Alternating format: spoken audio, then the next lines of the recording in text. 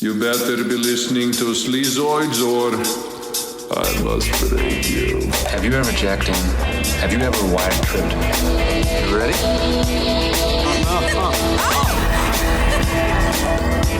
This is not like TV, only better. This is life. It's a piece of somebody's life. It's about the stuff that you can't have, right? The forbidden fruit. Do you believe there's a part of yourself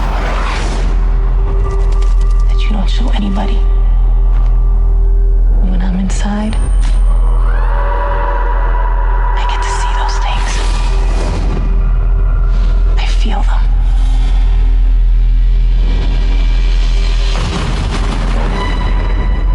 Hey everyone, welcome back to another episode of Sleazoids, the podcast where we go down the rabbit hole of 20th century genre horror, from the most influential canon classics to the trashiest exploitation films we can get our hands on, and invite you to tag along in helping us create a canon of sleaze. Each week is a double feature grindhouse style where we discuss two films loosely related by subject, genre, actor, filmmaker, or franchise, and at the end of each episode, along with our honorary Sleazoid, which you can become by subscribing on Patreon. Next week, we are bringing back the DIY, grimy, backyard punk vibes to talk about a very special returning director, so join that sleaze.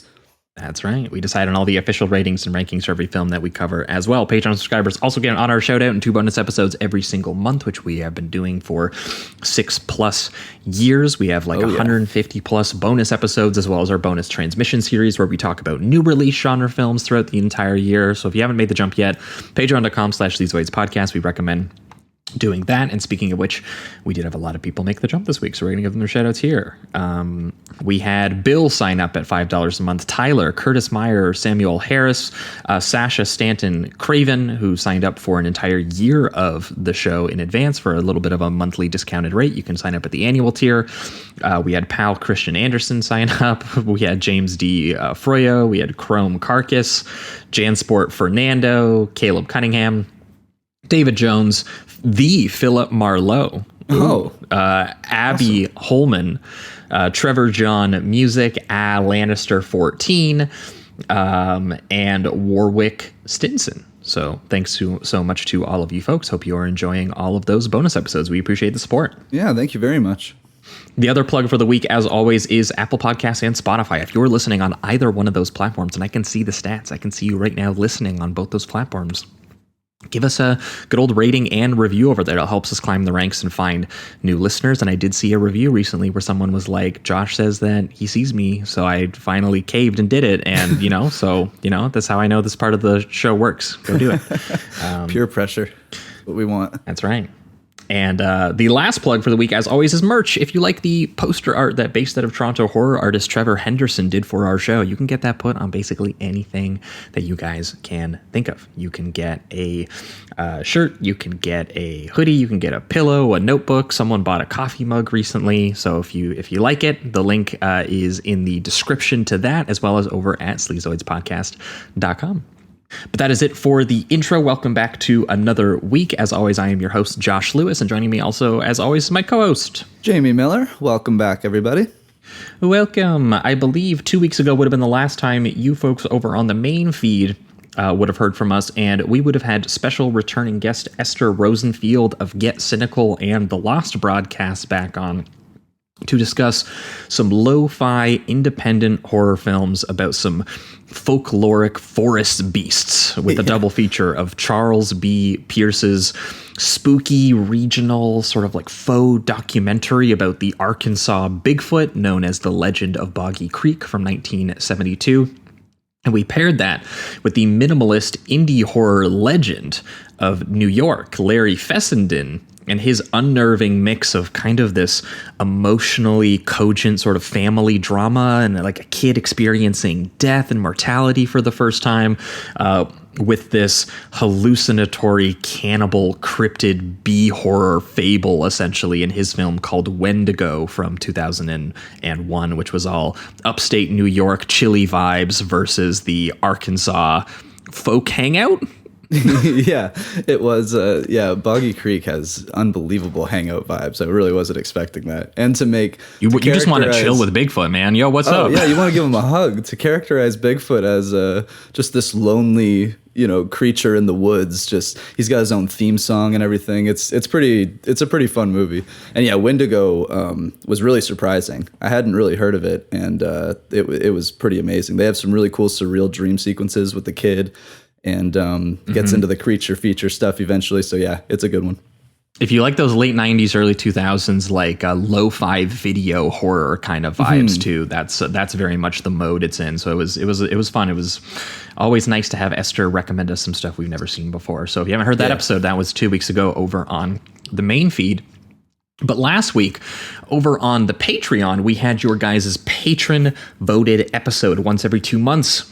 We let the patrons nominate the double features on a giant nomination post, and the most upvoted ones get put into a poll that you guys decide what double feature you want to hear us cover the most. And that those nominations are in the process of basically happening right now. But 2 weeks ago, last week would have been the one that you guys actually voted for in the last round, which was an absolutely crazy one of Hong Kong kung fu splatter films with a double feature of Kui Chi Hung's ostensible boxing revenge drama that turns into just an absolutely disgusting, surreal sort of fantasy horror exploitation movie called The Boxer's Omen from 1983, and it was paired with Lam Ne Kai's juvenile slapstick, kind of gory, manic comic book rendition of like a martial arts or a prison escape movie in the well-known 90s cult film Riccio, the story of Ricky. Both movies had just absolutely vomit-inducing, intestine-strangling images that we will not be forgetting anytime soon. No, the Boxer's Omen has these wizard duels, essentially, that are just the most disgusting things ever. Just so much fluids coming from animals, people. They're doing the most insane rituals that really make no sense when you take it from a step-by-step basis, but you don't really care. You're just kind of thrown into the world. It's pretty incredible. Both we're like vomiting out like pieces of a chicken and it turning into a bat with spider poison in it that then has tendrils that try to strangle you or something. It makes sense while you're watching the movie. It makes sense. It's definitely, if you really like Shaw Brothers martial arts films, but you also like the surreal, gory nonsense of like Lucio Fulci. Last week's episode was like our merging of those things a little bit, and it was a blast. Yeah, and I mean Riccio it's great if you just want to watch a guy punch through a body over and over again in creative ways. It's kind of unbelievable. Yeah, that was more like Shaw Brothers meets early Peter Jackson. Yeah, exactly. Perfect way to put it. Highly recommend both. Yeah, so that was last week over on the Patreon feed for anyone interested. But moving on to this week, we have a very special returning guest, once again securing his position as the reigning champ in terms of how many guest appearances he's made on the show. Making his 7th appearance, we have our Australian correspondent, our one of our favorite guys who always brings us a very fun double feature. Andrew Law, calling in from the Boonta Vista Socialist Podcast. Andrew, how you doing? I'm good. It's good to be back, boys. I will never be defeated. No, I will die first. That's right. Yeah, there can only be one. We were saying it was like I think you did 2 in the first year. So as long as you come back once a year, you were going to be reigning champ. Got out to an early lead. Yes, then you got to maintain. That's what's important. It's not a sprint. That's just it. You could fall off. Like someone could sneak in. We got a couple people who were in like that 4 to 6 range. They're just waiting for Andrew to fall asleep at the wheel and just miss his shot. I think we should make a belt. Personally, we should. They have to carry around. Yeah. And we'll fly it out to Andrew in Australia, and then he'll have to hand it over if anyone ever beats him. But Andrew, welcome back. You are the reigning champ of the Sleazoids guest. So I mean, you know how this show works. You've been here since the very beginning. What 2 films have you brought with you this week, and why did you pair these together? So we've got the 1995 virtual reality kind of thriller noir sort of deal by Kathryn Bigelow, Strange Days. which I hadn't seen before watching it for this podcast. So crazy. Awesome. So crazy. As soon as he pitched it, I was like, well, sold, because I love that movie a lot. And the other one is the 2000 kind of, I guess, procedural thriller / sci-fi / horror, The Cell by Tarsem Singh. And I've paired these together because I guess what was bouncing around in my head when I was thinking about movies to put together was I started off thinking about movies that were kind of set in virtual reality, some sense of virtual reality.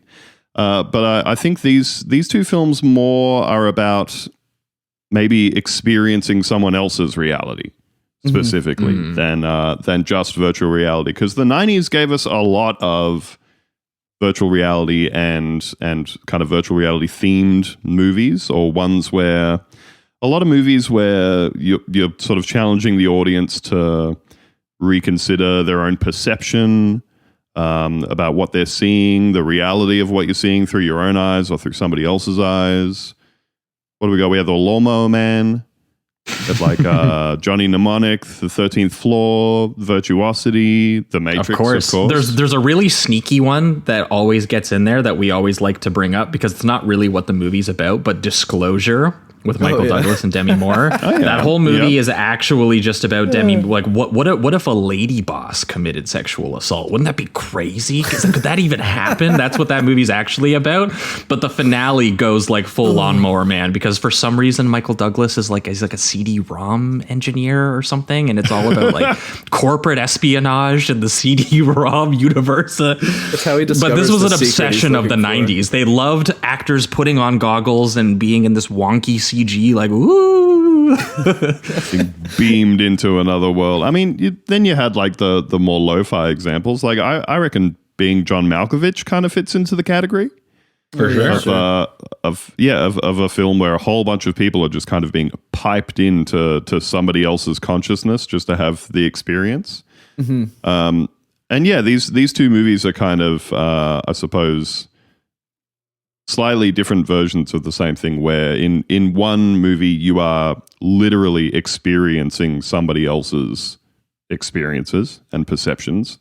And in the other one, you are kind of going into somebody's mind to more experience like their mind, their psyche, their inner life, rather than a recording of exactly what has happened to this person and what they've seen and what they felt and everything. But both of them, I think, say a lot about looking through somebody else's eyes. Yeah. Another film that specifically, I guess, Strange Days reminded me of more so was Eternal Sunshine of the Spotless Mind.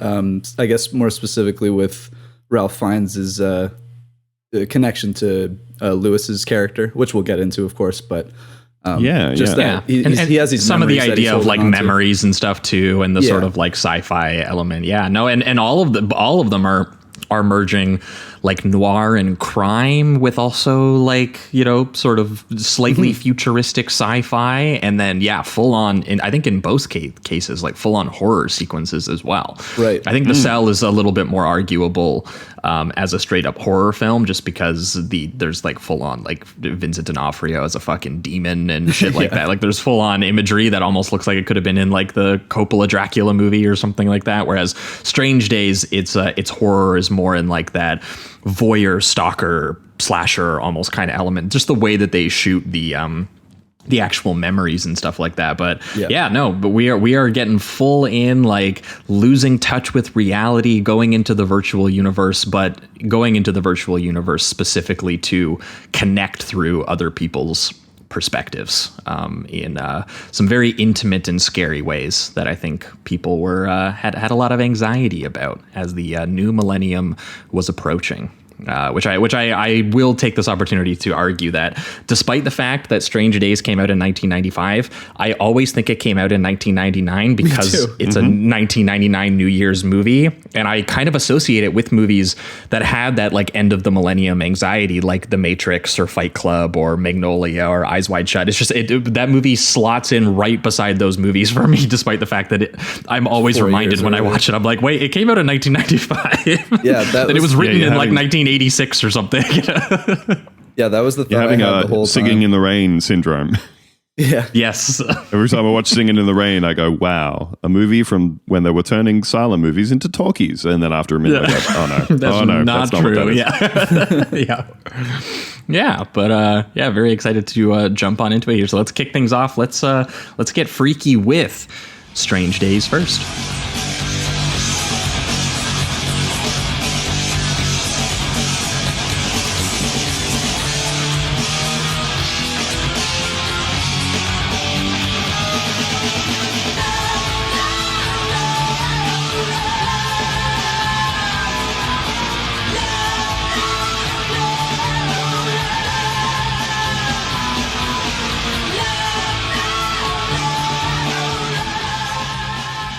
All right, we are talking Strange Days, the 1995 science fiction neo-noir thriller directed by Kathryn Bigelow, co-written by James Cameron and Jay Cox, and starring an absolutely wild cast that includes Ralph Fiennes, Angela Bassett, Juliette Lewis, Tom Sizemore, Vincent D'Onofrio, who will also appear in The Cell, and Michael Wincott, all in a sort of alternate 1999 where we are dropped into this noirish conspiracy with Fiennes as a street hustler involved in a murderous sort of black market based around a technological device called a squid that allows you to physically and psychologically experience videos and memories. And he ends up getting his hands on some snuff videos that launch a further conspiracy that we will get into. But this is our third time talking about Kathryn Bigelow and her exceptionally kinetic sort of action thriller style. Previously, we've talked about her vampire horror twist on the Southern outlaw, like neo-Western with Near Dark, or the bombastically romantic take on like the cop and crook sort of heist thriller with Point Break, which features as many longing shots of Keanu Reeves and Swayze staring into each other's eyes as it does like 6 slow-mo squibs. So this is, that she has her brand between those two films and Blue Steel, which is her extremely underrated merging of like serial killer procedural and like cat and mouse thriller and like rape revenge horror all in one with Jamie Lee Curtis. Bigelow had very much made a name for herself as a genre filmmaker who played within these kind of satisfying and entertaining conventions of the 80s and 90s action thriller, but was also very much able to heighten her characters' emotions into these kind of stylistically exaggerated melodrama, and doing so without also ever sacrificing the gruesome reality of some of the violence and whatever sort of political context it happened to be occurring in, which I think is part of why I really want Kathryn Bigelow to at some point go back to this era where she was so good at tuning up like a studio action film to being something that just felt so much bigger than that and had so much, it felt like it absolutely nailed all of the sequences you want a movie like this to nail, but also, made you a little uncomfortable in parts. Part of what I love about Blue Steel specifically is that movie is so blatantly fetishistic with its violence, like including doing some of the best like slow-mo guns, squibs, and destruction you'll see outside of like a John Woo movie or something. But she strategically places that in the context of characters who are kind of like in awe and like long for power and kind of are interested in the power the gun gives them in the police uniform. And, they're almost like psychologically and sexually drawn to violence. But the movie also knows that the characters should kind of be conflicted or like ashamed about that on some level. And so that is kind of the mode that she was in when she was making Strange Days that I think makes it the movie that it is, as well as the other huge part of Strange Days, which will be a huge part we'll get into a lot, is Bigelow's marriage and divorce from one of the biggest action filmmakers of the 1980s, James Cameron, who apparently originally conceived this story around the time of The Terminator and Aliens, and whose, sort of like tech noir, techno thriller elements definitely seeped into this movie. And he eventually gave her the reins at the behest of, she was actually very interested in it prior to, them divorcing. And also he became really busy with Terminator 2 and also doing one of the most divorced guy action spectacle movies of all time, True Lies, where he even cast Blue Steel's Jamie Lee Curtis as the wife character. So I was kind of like, okay, there's a little bit of crosstalk happening here. And it's a movie about how you should just trust your husband. Okay. That's right. You should just listen to your husband and trust him. He's busy. It's none of your business. He's getting shit done. He's saving the damn world. Yeah, there was something that I found interesting. Like Bigelow was mentioning that she found the character in love with a woman who also has a woman that loves him and he's not reciprocating. She said that it was like a great emotional matrix. But if you look at it later on in this development section here that I'm reading, it seems that she also wanted to bring the edginess and grit to it. So it's interesting that she had both of those things in mind. And when Cameron was writing, he was the one that kind of implemented the more romantic side of things. And I guess Cameron's always been a softie, man. Even when his big shit right now, Titanic and Avatar, it's all about family, man. This is what it's so funny that Cameron, despite being such like an early action pioneer, is when he's talking about scripts and characters, he's very much a romantic. Whereas Bigelow, you can tell by the direction that she's gone in that she has more of this angry socio-political kind of element to her, and now she's kind of translated that into doing more this attempt at being kind of grounded and realistic and kind of journalistic, but you can still feel that element here that she wants to reflect the times a little bit, but she's just like, I want to do it in this case in this very voyeuristic sort of noir cyberpunk version of 90s LA that was absorbing a lot of the,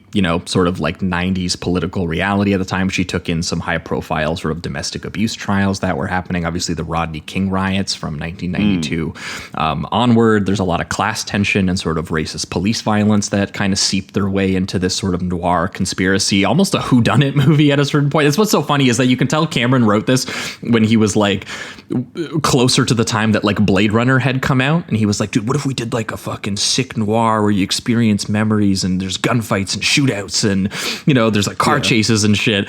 And then you could tell that Bigelow was updating this for a very specific, very harrowing, like real world kind of 90s, and those two things both collide in a very interesting way. It's a lot of Bigelow and a lot of Cameron kind of hitting each other head first. And apparently that's even how the movie was conceived, that it was literally just like months of Bigelow and Cameron in a room vomiting ideas at each other, trying to merge them together. And that's why Jay Cox is involved in this, who's Scorsese's co-screenwriter, the guy who wrote Age of Innocence and Gangs of New York and Silence for him.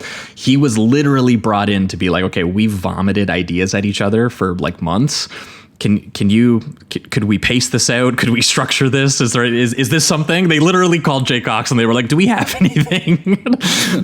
Help us. And then we ended up with Strange Days. So, I was going to say, I think when you're talking about like the very specific time that the movie was made in, and while it feels like a 1999 movie, when you think about it being released in 1995, and then how close it would have been like during conception and production to the LA riots, which, like you said, were the sort of fallout of the Rodney King beatings.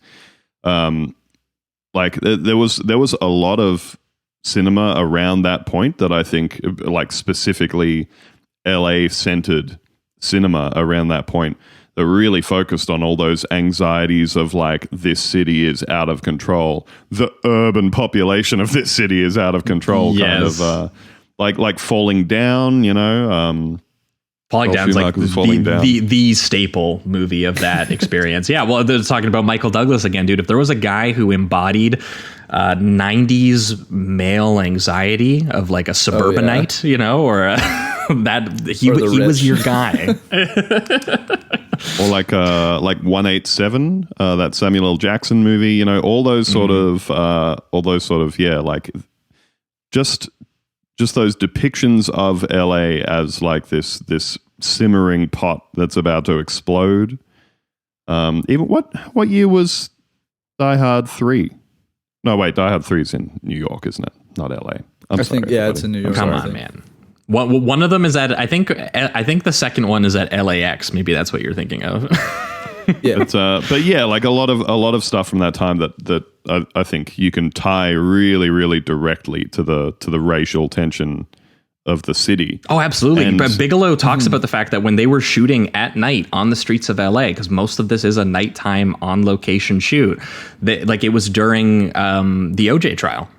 So those tensions were back and on display all like everywhere. So it was, they said that like part of it was it's kind of how LA looked. And then the other part was, you know, we get to heighten it a little bit. You know, there's a part we'll talk about when they get to the big part, like rave, like LA street rave finale. That was like, was, you know, literally orchestrated by them. But there's a lot of stuff in here where, you know, they are just adopting, you know, again, there's a lot of elements to this, but the Cameron sort of like tech horror science fiction apocalypse element is kind of there. We'll get into it when we get into how the squid and memory watching actually works, but that's where you get into almost this like De Palma voyeuristic conspiratorial kind of like noir element. But both of them also have this sort of, you know, the sci-fi technological paranoia that, you know, makes you think about Philip K. Dick or William Gibson or something. But the last thing is this very specific political and cultural reality of the post-Rodney King riot, LA, where it is ingesting, you know, the militarized imagery of, you know, riot gear cops on the streets as they're driving. Nobody even in this movie wants to get out of a car, because they're terrified of just like what LA actually looks like. And I think it's so interesting to merge all those things together and just so venomously kind of spit them all back out in the Bigelow style, which is very sweaty, very sensual, very kinetic. And it almost has this like action adrenaline quality to it. This is a 2.5 hour movie that to me has really never felt like a 2.5 hour movie. I think that this movie really, really moves. And I guess you could also say that, you know, it's always keeping you engaged visually, or in terms of genre, you're one beat away from experiencing some crazy sci-fi moment, or, you know, a kind of conspiratorial noir paranoid moment, or a shootout or a car chase will just kind of come out of nowhere as well. And having character actors just hunting the characters down left and right, it's a very crazy experience. Yeah, even the introduction to, you know, how she's going to film the environment, and also showing you kind of the heightened stylization that she does at the same time. Like, I think one of the best shots is when it shows a group of people running across the street, and you can see some like rioting and some of the crimes that are going on, and then Fine's car just comes out of the fog that's billowing out from the sewers or whatever, and it's just. It's establishing, you know, what's going on in the streets of the city, but then it also has this very cool reveal of the lead character driving through it in his car that's still hyper stylized, and you know, it feels it's both, I don't want to say romantic, it's just the way that she it kind of is, so though. Cameron and Bigelow do have that quality, and that was part of, I think, what maybe troubled people about the movie a little bit when it came out, because we'll talk about it. But this, you know, wasn't a particularly beloved movie. It also bombed like crazy. It's kind of crazy they got the amount of money and resources they got for this in the first place, based on some of the ideas and the script and some of the things that they do in this. But there's definitely a quality, I think, where it is addressing some very, very serious topics, and it's doing so in a genre context. And I think that Bigelow absolutely understands that, and is actually deliberately trying to make you uncomfortable with some of the things that she's going to show, which we'll talk about. But it at the time, I think it definitely did that. People thought they were watching like a James Cameron action, or, you know, Kathryn Bigelow action film. Like, this is immediately following Point Break and Terminator 2, which are, say what you will about them, you know, they have some nasty violence in parts of them, but they are, you know, on some level that to watch in that sense. They are pop movies. They are enjoyable enjoyable in movies to watch at the multiplex, and this one almost kind of punishes you for wanting it to be that kind of movie. It is more in that meta De Palma, where you're kind of implicated as an audience member, especially in the subject matter of characters watching other characters in the way that we'll talk about this. But you get that idea right from the beginning with the shot, the fucking Blade Runner shot of an eyeball, the boot it, and then you're just locked into this very cleverly stitched long take oneer of what is a frantic armed robbery of a Chinese restaurant from the eyeball point of view of one of the assailants while they're beating people up and they're wielding a gun and they're getting into a chase with the cops, and you're getting the view of them,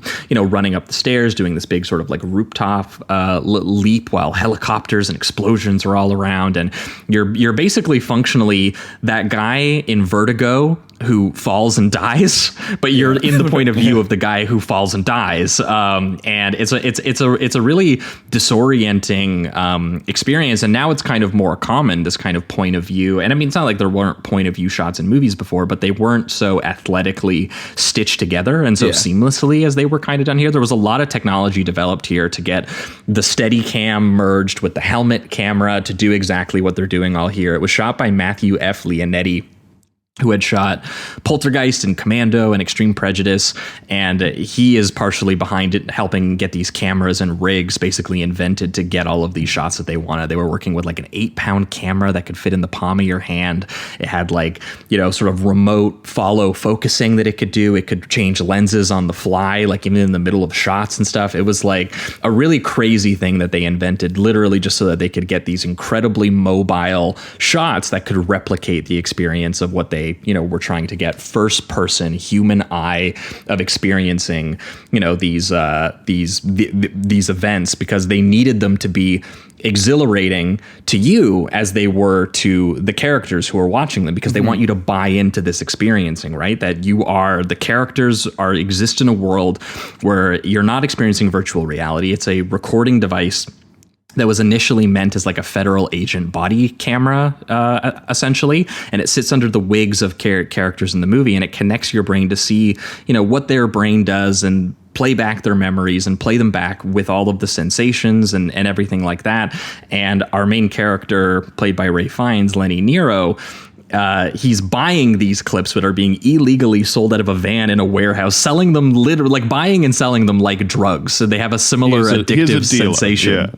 Yeah. Well, and he gets alternatively described throughout the film as both like a dealer and a pimp, because he's not just selling like an illicit product to somebody, but he's selling an experience, and he talks to people like a pimp. He talks to people.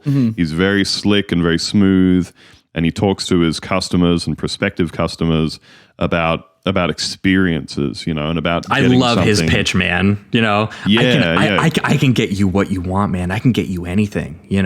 I'm your priest. I'm your shrink. Yeah. I'm your main connection to the switchboard of your soul, man. I'm the magic man. I think he says Santa Claus of the subconscious. And specifically, it has this. He's kind of selling it on and it's gonna be guilt free. Like you just get to experience exactly whatever horrible thing, good thing that you're doing, it doesn't matter. You're just going to experience it. You haven't actually done it yourself. You get that feeling, and then you can move on with your life. And it's like, quote unquote, because that's kind of the key to it, right? Right. Is that it is, it is it's like you get to experience. Sorry. It's almost the lack of free will that makes it so that they can get away with it all. Like most of the time when you have this idea of virtual reality, there's still this, you're still moving your head around. You're still making some choices within the world that you're in. But this is just purely, you're just feeling everything. You have no choice here. And that is honestly, it's intriguing, but as we get it, especially as we get into the film, it becomes a much more terrifying thing as well, because you're just forced to feel. It's also scary for this, for him specifically, right? Because he's a former LAPD cop turned sweaty like street hustler and black market dealer or whatever. And the first thing we're seeing him do is experiencing that clip of dying and then screaming at his contact, being like, you know that I don't deal in snuff, man. And at first he's not even upset that he just like watched someone die. He's just like, it just brings your day down, man. You know, like I just experienced dying. That fucking I experienced someone else dying so intimately that it was not an enjoyable experience, which is why he doesn't deal in blackjack clips, because he's got ethics, which is what he's basically screaming while still peddling what he describes as he looks for street life. You know, not TV. It's not a piece of, it's a piece of someone's real life cut straight from their cerebral cortex, where again, he's selling that you do it, you see it, you hear it, you feel it, every single part of it, but he's selling it to the highest bidder like a pornographic experience. So he wants it to be a thrilling experience without, you know, the consequences of, you know, what actually results in a real life thrilling scenario. But he PTSD, even describes it as basically. like I'm not selling you a skiing trip. You're rich enough, you can go on a skiing trip. I'm jacking you into the forbidden fruit, right. You know, the adrenaline of being involved in a high profile crime, or like a lewd act that you can't do in your own body. Maybe you want to try on someone else's body. You know, he's pitching on all these kind of different things. And there's a couple interesting moments. I think that it happens twice where men sign up to be involved in like lesbian sex, to feel what it's like to be a woman during sex and stuff like that. So it gets into the kind of like talks about gender and things of that nature, along with the sexuality. The cyberpunk element of body swapping is, you know, been around for sure. Yeah. It feels a little prescient of, I guess, both the dark web that currently exists, and maybe as well, like all of the revelations that we've had over the last however many years of like your Epstein Island, whatever the fuck's going on with Diddy, you know, all that kind of stuff. That there's obviously a very real phenomenon where people get to a point of power and influence and access to material means and everything where, you know, buying the experiences that anybody else can buy isn't enough for people. And people are looking for that something more, and specifically the things you're not supposed to be able to do, the things you're not meant to be allowed to do, the stuff that the other normal people without the power and money, the things that they don't get to do and they don't get to experience. Just to what you were saying before, Jamie, about when we kind of first see Lenny Nero cruising the night and everything, and he's looking really slick. He's in his Mercedes, you know, he's got his wild ass. Oh yeah, finds hot off Schindler's outfits. List in full sexy scumbag like noir protagonist mode. He's like maniacally changing the radio station from like metal to classical to hip hop. He's got his leather pants, his Armani suit, his fake Rolex, the greasy slick hair. He looks like he's like perpetually ready for another drunken all-nighter at the club, but the club is just like the militarized, neon drenched like war zone streets of LA. That's like halfway to Blade Runner in terms of production design, but is like Blade Runner if it, you know, it hadn't gone full sci-fi yet, and it was still stuck in like that 90s grunge era for a little while longer with like don't have the bikers the riot gear, and, you know, sort of like tanks and looters and protesters kind of everywhere. Even the radio reports like it's New Year's Eve 1999, the last apocalyptic days that we're living through, you know. Which people felt like at the time, but again, that's 1995, not 1999. But so we have him initially, and I think like something that the movie kind of keeps reeling out to you is this idea that your perception of somebody else is not necessarily reality.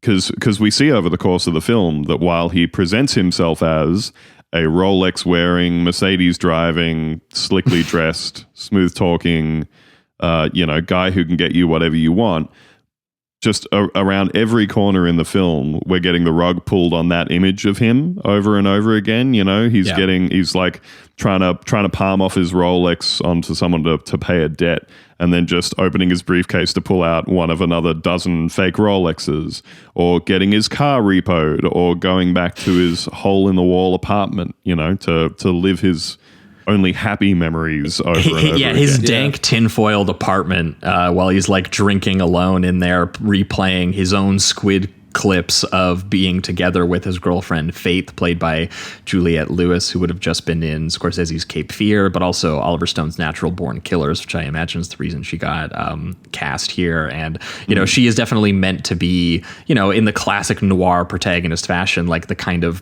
the object of obsession for a character. She's the Laura painting, you know, almost. But in this case, it is Juliette Lewis rollerblading in like a bikini along the beach and like stripping to Bob Marley. It's so funny, the memories that he are like so important to him.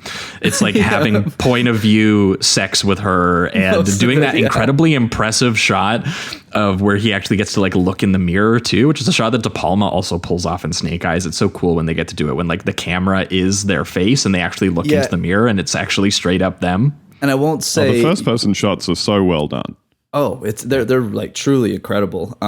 Probably the best that I've seen, when it's just given the context that they use it in so many different ways as well. But I like that they introduced that at the beginning, and I won't say who yet, but that's a big reveal when they do the same thing, looking into the mirror and revealing a character. So it's kind of cool that comes back through the technical aspects and also the narrative. But yeah, it is funny that all of his memories are mostly just sex-filled kind of things instead of... Or her being like, I love your eyes, Lenny. I love the way that you see, you know? Yeah. Like, this is going to come back later, I think. You're perceiving me, Lenny. You're perceiving me.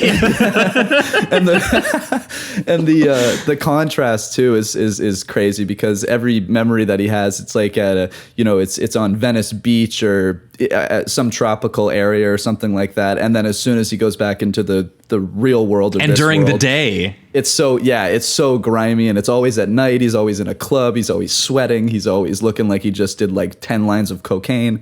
It's just it's such a contrast, and I think it's brilliant that way. Yeah, all the nighttime LA location shooting and all the grungy, like scummy production design of the world and how slickly the camera kind of maneuvers around through it is like one of my favorite kind of contradictions of the movie. Like it really does, like the movie, the camera itself is so elegant and so relentless at showing you all of these things and making you feel like these characters kind of have more control than they do, that it starts to become kind of visually overwhelming and kind of disorienting as you actually see this character who navigates it, because he's such an impulsive guy. He literally just moves from like sale to sale, or, you know, the second something impacts him, he's immediately trying to figure out the transactional logistics of like getting his way out or kind of like moving forward. We start to see this a lot when we're introduced to his associates, who describe him as a guy who calmly backstrokes in the toilet bowl of LA without a care in the world. Which kind of describes his character. Got some major Adam Sandler from Uncut Gems vibes for sure, especially in this. He's got section. a lot of plate spinning for sure. Exactly. The first ones we meet are in the form of a private investigator, a violent private investigator named Max Pielter, played by Tom Sizemore, in an insane blonde wig. There's so much long metal hair throughout this entire movie because it was just the 90s. The Crow had just come out. It was a time. But Tom Sizemore is probably the least convincing of all the various long hairs that appear in the film. It's wonderful. And it's actually an important plot point. Yeah, because he's got the wig for the fucking setup. It's so funny that I hate to just bring that spoiler already, but it is so funny that the whole time you're thinking, that is such a fucking wig. Unbelievable. Like, are they even trying here? Wig. And then boom, it happens. And it's kind of a magical moment when you think about it. It's great. It is perfectly set up. In the moment you just go, oh, of course. That explains everything. It's not really a twist, you know. I kind of saw it there the whole time. But no, his character is, you know, the guy who feels like he's kind of reveling in the end of the world a little bit. He's the guy who, when we first meet him, he's like, you know, every music's been tried, every government's been tried, every fucking hairstyle, bubblegum flavor. You know, what are we gonna do? How are we gonna make another 1,000 years? I'm telling you, man, it's over. We've used this place up, basically.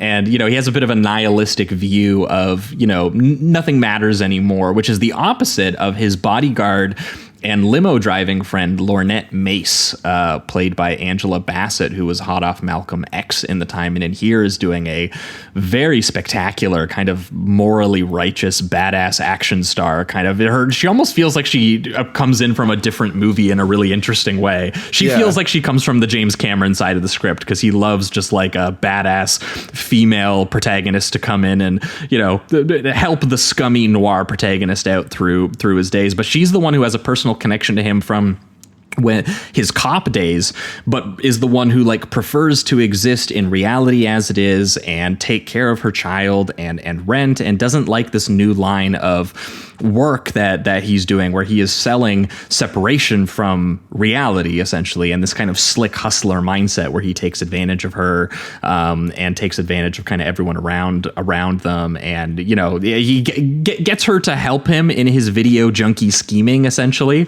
But she even says, you know, friendship is more than like one person constantly doing favors for another person, and Lenny is super good at turning every interaction into like a self-interested transaction, just like the same way all of the scumbag noir anti-heroes of old used to do. And I feel like it's reasonable to say that Mace is pretty much the only ethical character in the entire movie. Pretty much. Pretty much. Everybody else is backstroking in that toilet bowl, but yeah, she's the only person who ever whoever talks or thinks about anybody but herself. You know, everybody else is just constantly kind of engaged in this calculus of what's in it for me, or how do I get out of this? Okay. I feel like for the majority of the film, like Bigelow's quite clearly telling you none of these characters are like good people, you know? There's kind of the suggestion about Tom Sizemore's character that he's at the very least like a friend to Lenny. Yeah.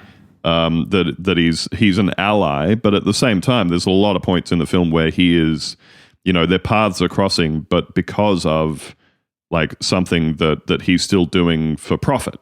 You know, he's still engaged in something where he's getting something out of it, but he's also kind of seeing if he can look out for Lenny at the same time, you know, but he wouldn't be there if it wasn't for his own pursuit of profit and his own they're both hustlers at the end of the world. They're looking at possibly the idea that the world is going to explode and nothing will matter, and they're still trying to make like a quick buck by any sweaty, scummy method basically possible. And that's why it's cool to drop us into the perspective of Lenny, who is a guy who is kind of being woken up to the fact that, you know, he deals in an industry of virtual sensory fantasy that he feels, I guess, a sense of safe distance from, because, you know, he's not experiencing those things. He's not the guy who's on the run. He's not the guy being hunted or, you know, being involved in any sort of criminal situation, technically, in his mind.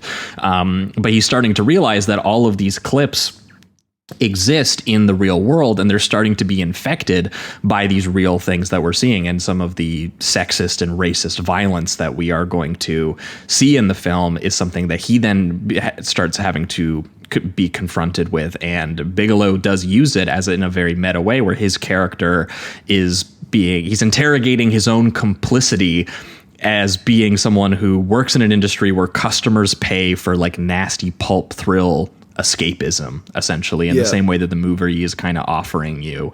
And, you know, his character starts to become troubled by that when he sees a prostitute named Iris, who is a friend of his former girlfriend Faith's, and she comes running to him scared, looking for Faith. And in order to briefly, before he actually finds out that there's two, but he's like, she's scared and running away, so I'm gonna go, you know, figure that out. But it's so funny how immediately distracted he is by that mission too, because he's like, I also just want an excuse to go see my girlfriend and go confront her, my ex-girlfriend, and go confront her. And he ends up using that to be like, I'm gonna get to the grimy punk club that she hangs out at, and where she performs these, you know, sort of like this like sexy PJ Harvey cover at like a neon 90s punk version of like the Diane Lane character in Streets of Fire. Essentially, she performs at like this underground club for her slimy, possessive record label producer boyfriend that she left him for, Philo Gant, which we have to give a shout out, played by Michael Wincott, one of the legends of the deep voice. He is what an amazing voice. One of the greatest. God. He was in Nope, obviously, by Jordan Peele recently, which I think renewed some interest in him. But around this time, he was huge, man. He was hot off The Crow as well. So the whole punk long hair, shirtless with a bathrobe on, just being an absolute fucking slime ball. He nails it. And we talked about him in it was Talk Radio, right? Where he Talk plays Radio, that metalhead he's that so comes good. in. He's unbelievable. One of the best side character cameos, whatever you want to call it, that I've ever seen in a film. He's truly unsettling, and he's pretty unsettling in this movie too. There's just well, I was gonna say, talk about a guy who can't distinguish real life from what's entertainment and on the radio in that film too, right? Yeah. Yes. Exactly. And it's just the way that he presents himself specifically in this movie is almost like he's this rock and roll god. Like he's just above every single person. He has such control over every room that he's in, obviously to a abusive point. But he's truly, he's magnetic, but you're very scared of that magnetism. And it's a great character, and he's so good at it. Yeah. Well, and when he and Lenny and Faith all kind of run into each other for the first time, it's at this club, and he's basically hitched a ride with Mace in the funniest way possible, where he convinces her high roller client that he wants to go to the club with him. He literally is like, just give me a ride, let me sit in the back, and then she convinces the client to be like, you actually want to go to the place I want to go, not wherever you were going. So tell my friend Mace to take us here instead. And he goes to this punk club with the Nazi book burning imagery, while thrash metal and hardcore punk is everywhere. The hair colors, the screens, the lights everywhere. It's quite a scene. And Michael Wincott, I think, gets the line that does kind of summarize the movie in that moment, where he's like, paranoia is just reality on a finer scale, man. You might as well be fucking stoned while he's saying something like that. But just, it is about to be what we are going to experience in this film, because there's so many details that are kind of picking up that we aren't, sure exactly how they all kind of cohere, how they come together, that they will in the film. But one of the more upsetting and more striking ones, I guess, is we find out that Michael Wincott was also the producer for this politically conscious rapper named Jericho 1, played by Glenn Plummer from Showgirls, who we talked about recently. And he's one of the most important men in America, as they describe him. He raps about the war on drugs and gangs and the American police state. Basically, they functionally make him like the successor to the NWA, like fuck the police, sort of I era. mean, most obvious parallel would be KRS-One, of course, who was doing The Sound of the Police, and lots of all of the very socially conscious rap of the time. Public Enemy doing Fear of a Black Planet. Mm-hmm. A lot of, because not all of it was like NWA doing Fuck the Police, and their stuff was very, very outwardly angry, but was also in a I am doing crimes, I am a gangster type of way. Whereas a lot of the stuff like KRS-One and Public Enemy was much more about drawing attention to the inequalities of the system that they lived in. Well, and you can tell that in his lyrics too. Like when we see the music video that he gives, he's talking about, America's been my boogeyman for 400 years. And he's actually going and giving speeches that, there is there's some activism, I guess you could say, explicitly in the way that people view him. Yeah. You know what's kind of depressing though is that obviously America has its history of how it has dealt with civil rights activists over the decades and everything. Outside of musicians as well. And those are all very real things that have happened. But looking at it from the context of 2024, it's almost kind of laughable to think of the American institutional power being concerned about what an artist is saying. You know what I mean? They've got him up at the pulpit and giving speeches and we got to shut this guy up, man. He's speaking truth to power. yeah, exactly. And it's don't worry, we don't do any of that stuff anymore. We're all done with We're all done with Yeah. artists being. Well, it's part of what I really like about this socio-political movie, influences. honestly, is that they're like part of it is it has like that there's almost like this tacky sort of like white filmmaker optimism to the movie a little bit, where they are like, you know, these are the really horrible things that are happening, and obviously elements of how they chose to shoot it ended up being very like the way that they kind of replicate. We'll talk about like the body cam footage for some of the sequencing and stuff is really harrowing, and I think still holds up if you were to watch it today. Like you would still find it, you know, very prescient and very upsetting. But there's other parts of it that do feel dated to like a very specific kind of like 90s liberal view of what, you know, sort of like police violence and the way that we could also solve it, which we'll get into by the end of the movie. Well, the solving in this film is probably what bothered me more so than the other stuff, because I mean, nowadays with the body cam footage that comes out, it's almost only gotten more on point, unfortunately. But when it comes to the finale, which we'll get to, it's I feel like they ran out of ideas for solutions in a sense. But yeah, well, I kind of feel it similarly to like when I rewatch Serpico. It's a movie I really love. Yeah, and there's something, and I really like the performance. I really like the direction. There's something so funny to me that I watch that, and it's just because of like watching it with today's eyes that like watching a guy be like, wait, the police do fucked up shit. What? And there's something that just never ends up hitting me in the like in 1973. I bet that was like harrowing to people. Right. And you watch it now, and after just like decades of them getting away with way worse shit than any cop does in that movie, you're just kind of and like openly. There's something about that definitely makes it feel just like a little bit different. So I think I understand what Andrew's saying. Yeah. My wife watched this movie with me. My wonderful wife, and we both sort of at a few points were just like, imagine if the solution to a bunch of this stuff was simply having evidence that the police had committed a crime. Yeah. You know? I'm like, but see, that you gotta go back. You gotta go back to the noir era for that shit. That's like that old genre stuff is coming into play there, where it's like, you know, yeah, they are making just like an action noir in a way, and you know, so yeah, part of it is funny is there's some genre conventions that they adhere to that are not quite merging with some of the really, really harrowing political realities, you know, that they're obviously toying with. But there's something to also just be said about the fact that those political realities made it into a movie that cost this kind of money and got released by a studio and stuff too. So, you know, and that's I guess like let's think about it as the flip side, particularly in terms of only being a few years removed from Rodney King.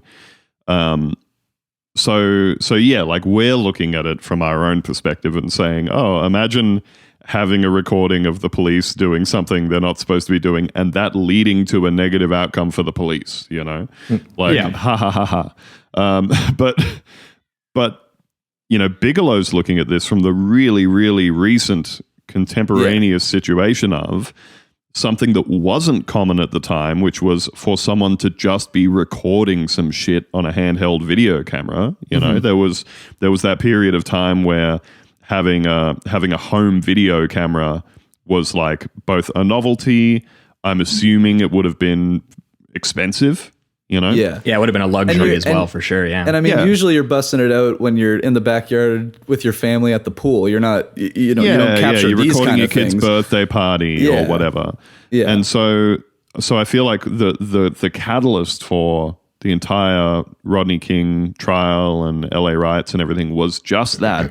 Someone happened to be recording this thing, which was not normally the case. So in a way, very prescient of a future in which everybody's walking around with a camera on them and everybody can film anything at any time. Yeah. But also, as we have all been alluding to this whole time, the systems of power that we live in have just gradually adapted over time to this stuff. I mean, I was watching a police report from the States recently about a black driver being pulled over and hassled by this young cop in a state where I think they had recently done like a big recruitment drive for new police because they were like, not enough people want to be cops for some reason. So let's lower those standards and get them in, you know. And this young cop is looking around his car and trying to figure out something that she can arrest this dude for, who has just done nothing wrong. He's driving home from his shift at work, you know. She sees she sees a sealed bottle of whiskey inside the car, takes it off him, takes off the seal, opens it up, empties the entire bottle by the roadside, and then tosses the empty bottle into his backseat, all while her body cam is running. Jesus. Right? And then goes back over to the other police who have since arrived, where they have all been keenly debating the whole time which thing they might be able to bend enough to make stick to bring this guy in. Yeah. Again, hasn't done anything.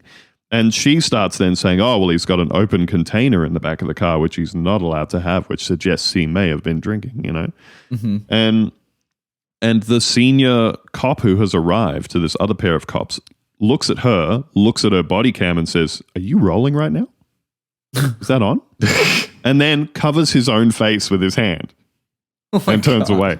Like, it's insane to think about both how this has just become part of the fabric of our lives, like in a lot of places, the police being obligated to wear these cameras, and then how instantly the police have adapted to going, well, here's the exact situations where this needs to be turned the fuck off.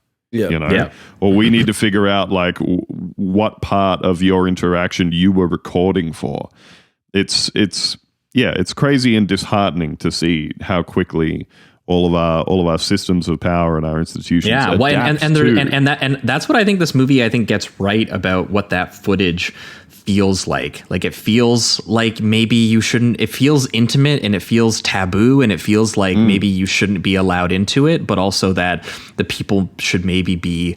Like, maybe there is some sort of responsibility in bearing witness to it. Like, you kind of feel all of these things similarly, and I think that's what Bigelow ends up playing the most with really successfully when she does introduce the fact that there is essentially a serial killer in the film who is leaving clips behind for finds to find at all of these various situations. And the first one is a particularly gruesome one of a guy breaking and entering, and him putting it on and actually being quite stoked because he's like, oh dude, I'm getting the rush of like putting on a mask and picking a lock and hopping over the Sunset Regent Hotel balcony and like spying on this a little woman. B&E action, he says. That's right.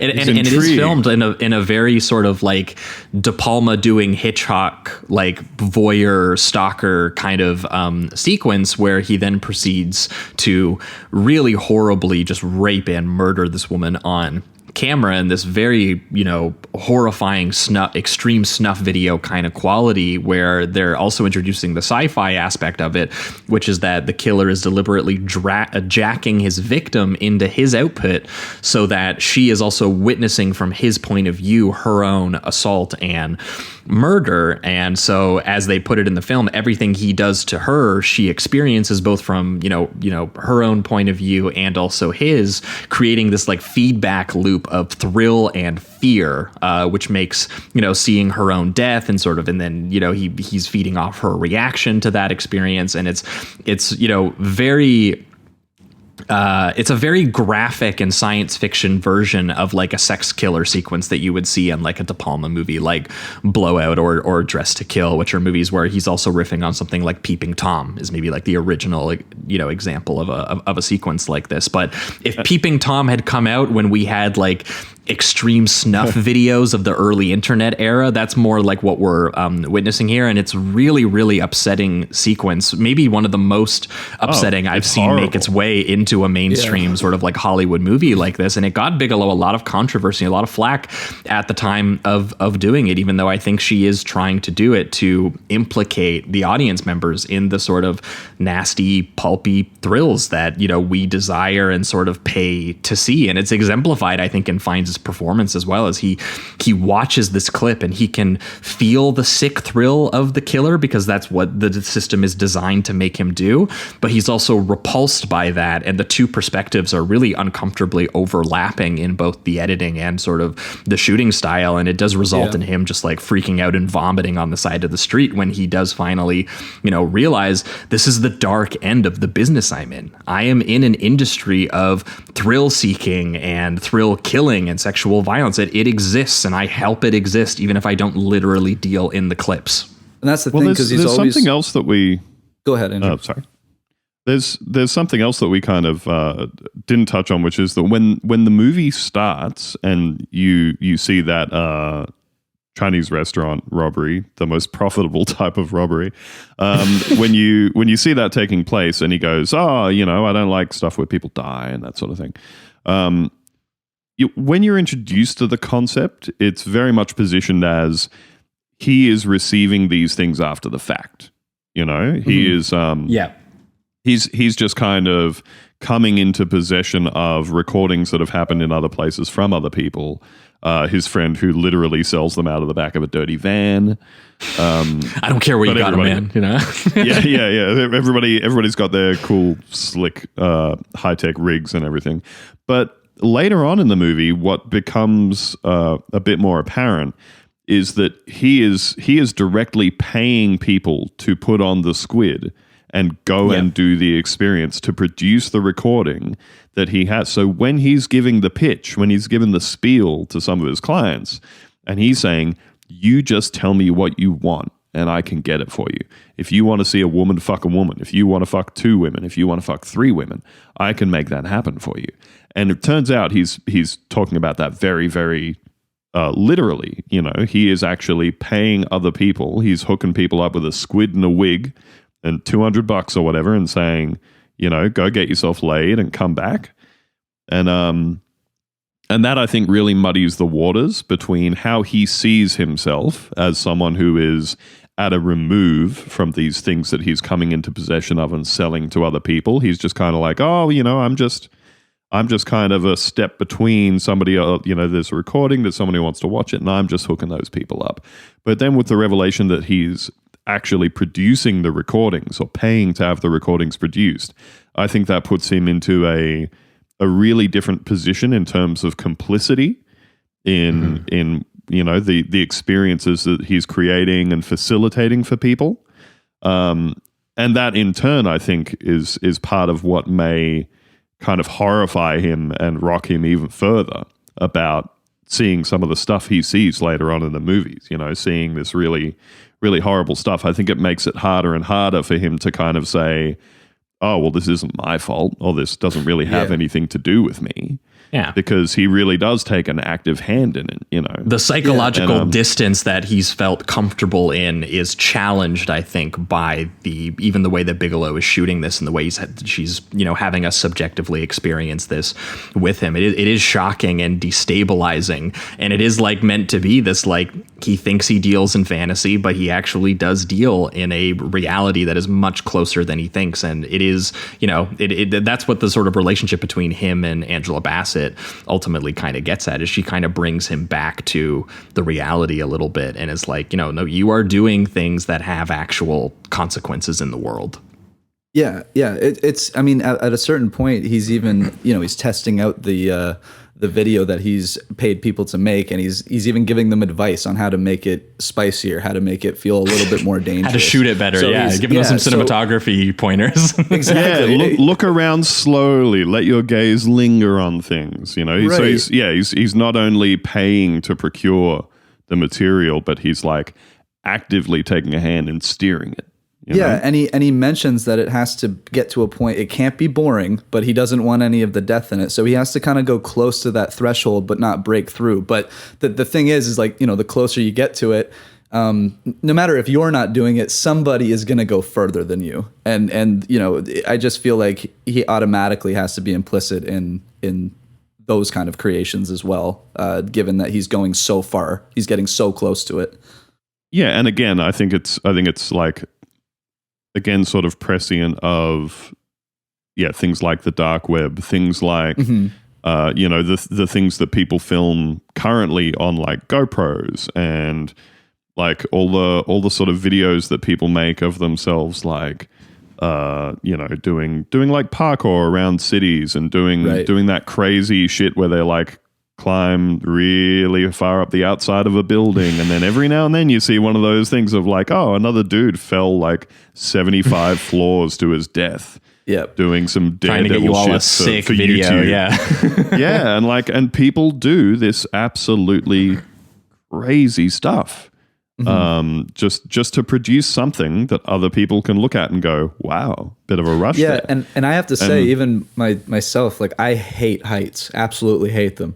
But I have been very intrigued by those people that'll go and like climb the Shanghai Tower and then just sit there, because I'll know stand up on the outside of it. Yeah, I could never do it, but I'm living vicariously through their experience, even though it's incredibly dangerous and I'm pretty sure very illegal as well.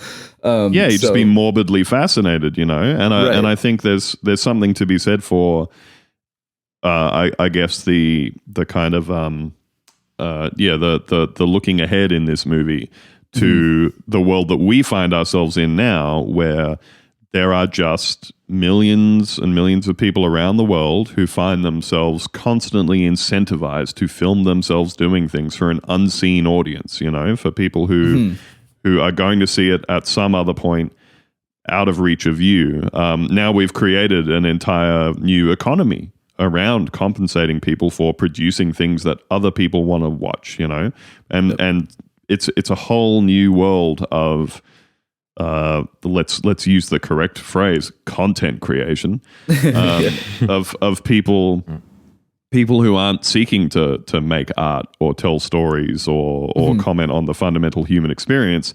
They're producing stuff so that people can look at it and go, wow, that's crazy that someone did that, Yeah. And so everybody who watches those videos, everybody who watches that stuff on like YouTube or on Twitch or on someo's Instagram Live. That's right, dude. You're all like Lenny Nero. We are fucking all monsters. watching your NPC stream on TikTok and hitting the reacts, donating your bits or whatever. We are all complicit in incentivizing those people to create that material. Yeah, and that's kind of the road that Bigelow's starting to go down here. Is that you don't really get to be only a little bit in the pond. You're either in it or you're not. And like we said, Mace is essentially the only virtuous character in the whole film. And she doesn't want to be a part of that stuff. She drives people around and she takes care of her kid, and she lives in the political at one point she's the one who has to take him underground into like her black working class community in LA to hide out, and it's like they're just having like a fucking barbecue. That's what just hanging out used to be, man. It wasn't any. None of these people are plugged in. She's the character that tells him like, stay present. You are constantly trying to escape, whether it be selling or making all of your relationships transactional, or literally putting on the helmet and escaping back into faith, or just being delusional. Yeah, and thinking that he can get like Juliette Lewis back, which he spends the whole movie being like, and she's like, dude, she's fucking gone. Oh yeah, you need to stop getting into shit. Like at one point, she literally needs to action style like throw slow-mo punches to save him from like Michael Wincott's like punk goons, because he just can't stop running to her. He's like, you need to stop. And but it is cool that they end up kind of forming a little bit of like a noir duo together, where they're the ones who get to do the whodunit sort of murder mystery procedural shit, mostly because he loses his car and he needs someone to drive him around, but she also does help him because there is like a larger conspiracy that's happening in the sort of war-torn, sort of militarized police state streets of LA, which obviously she has a very different relationship to than he does. There's a scene early-ish in the film which I really enjoyed, where so like you said, Michael Wincott's character runs these clubs and has his big compound downtown and everything, where Lenny simply will not be deterred from thinking that he can save Juliette Lewis's character and get her back, obviously, but there's a scene early on where he gets his way into her club, gets thrown back out of the club by his former NFL player, who is now a bodyguard. I love the conversation, with the ex-football star. He's like, dude, I fucking like loved you, man. Like you were awesome. Now can I pay you to not beat the shit out of me? And you could just see him like roll his eyes and just be like, dude, I'll let you take your jacket off, but I'm gonna fucking hit you in the gut. Like this is happening, Well, when he even before that point, though, like, again, we're seeing Lenny's perfect sort of transactional adaptability. When somebody else has pointed out the NFL former running back or whatever who is now this guy's. I think it's Tom Sizemore's character that points him out and says, "Holy shit, it's that guy!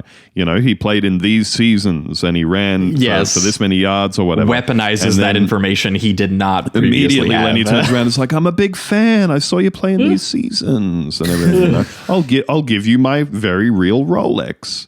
Yeah. I love the NFL player's character. That's always his move. I have a That's real always Rolex. His move. Yeah. But he gets punched in the gut, and, you know, like I think in the first scene when he gets thrown out and they slam the door behind him and he just stands up, dusts himself off, grabs his case, walks over to, like, seamlessly jumps up on a dumpster, smashes a window, and is like back inside the club 20 seconds later. It's really good. But like that's the stuff where, like, I think that so much of this movie does work because it is running on such like a film noir template, you know. Absolutely, it's really familiar storytelling, and the same reason that Blade Runner works so well, you know. It's this really familiar storytelling that by this point in time is, like, you know, well over 50 or 60 years old in terms of depiction in cinema. It's really well worn. We're all really familiar with it. It has that real sense to it, and that gives Bigelow the structure to then introduce all of these other, like, technological concepts and socio-political commentary and everything. But you can hinge all of that on, like, a concept and a style of storytelling that has a more immediate familiarity to a lot of the audience, I think. Oh, absolutely. It makes it a lot easier to take all that extra stuff in.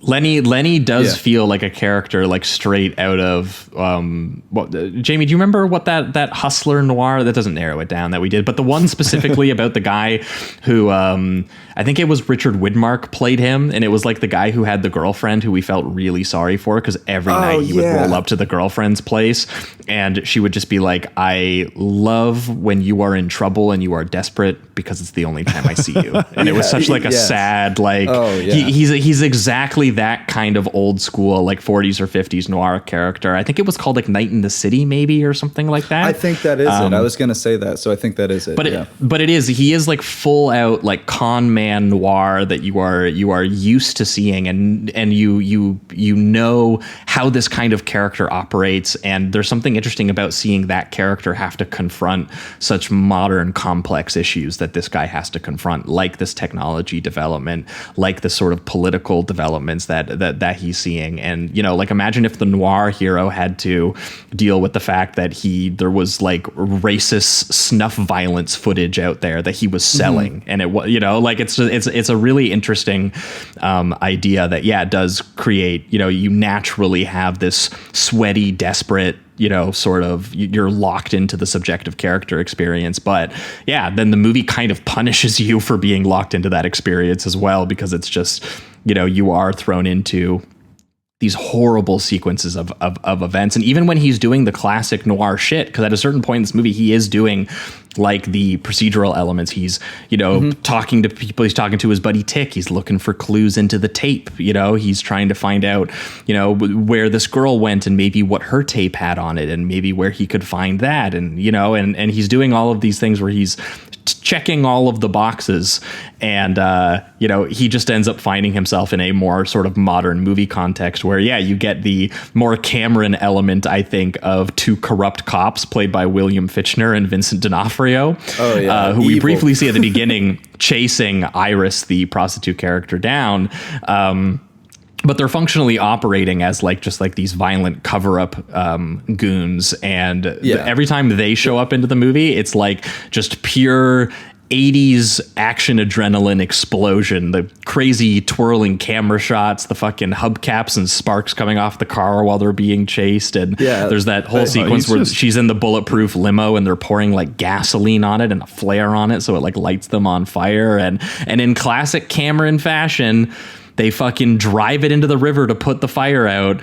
And you get Bassett being like, well, you know, like, the fire's out, you know, like, it's, you know, she's being funny about it. But also there's a, you know, he has to have like people, his protagonists, like nearly drowning in order to escape a situation, which happens in at least half the movies. I think the funniest part of of I guess specifically it'd be both cops, but Vincent D'Onofrio is the one that does the move, is when they're introduced and he's chasing them through the subway. When the subway train goes off, he just takes out his gun and starts blindly shooting at the subway. Yeah, and I was like, okay, this is either just It was like that dude in Night of the Juggler when he's just ripping that shotgun in the middle of the street. Collateral damage be damned. Yeah, absolutely. Just gotta get your man, you know? There's several points with D'Onofrio's character just in a blind rage trying to kill somebody. And you know, I don't know how deliberate it is a commentary on I don't know how deliberate it is a commentary on like just the police not giving a shit about the collateral damage and the human damage that they inflict when trying to do stuff like that. But yeah, he's just a complete menacing, rage-filled figure in this movie, D'Onofrio. Like he's dripping hatred, you know. Yeah, he kind of is in the second one too. Oh, definitely. He's completely unhinged in both of these. This both being virtual reality films, it also can just be Vincent D'Onofrio being evil as fuck, fucking crazy. Well. Yeah. But just speaking on Mace, Angela Bassett's character, I like that she's incredible in the movie. By the way, oh, she's so good, and I love that she's she has the more grounded character where she's being present. She's actually very conscious of what's going on in the world. But they still have all of the heightened stylization with her. Like one example that's a little bit earlier on, before they get into the big chase sequence with D'Onofrio, is when she's kind of fighting with Lenny, and she just starts going forward with her limo, and he is actually on the hood of the car holding on, and it just has this like over the top action quality to it. And then to add like it's almost like slapstick comedy, she closes his head in on the little inner windshield that they have in the limo, and just kind of holds him there. So there's just all these moments with her that, even though she's the more grounded, probably level-headed character, they're almost doing some like romantic buddy cop kind of stuff together, you know? Yeah, to be honest, they came off the first half anyway. They came off a little bit more platonic, and I actually more believed in them as friends. And then the past gets revealed, and I think they make the transition, a little bit better in that second half. But they do have. Well, I mean, I think it helps that they just have decent. They wouldn't be two actors I would have thought made a lot of sense together before watching this, and they do have some surprising chemistry. And I'm not sure if part of that is just how well Bassett sends home the idea that she's.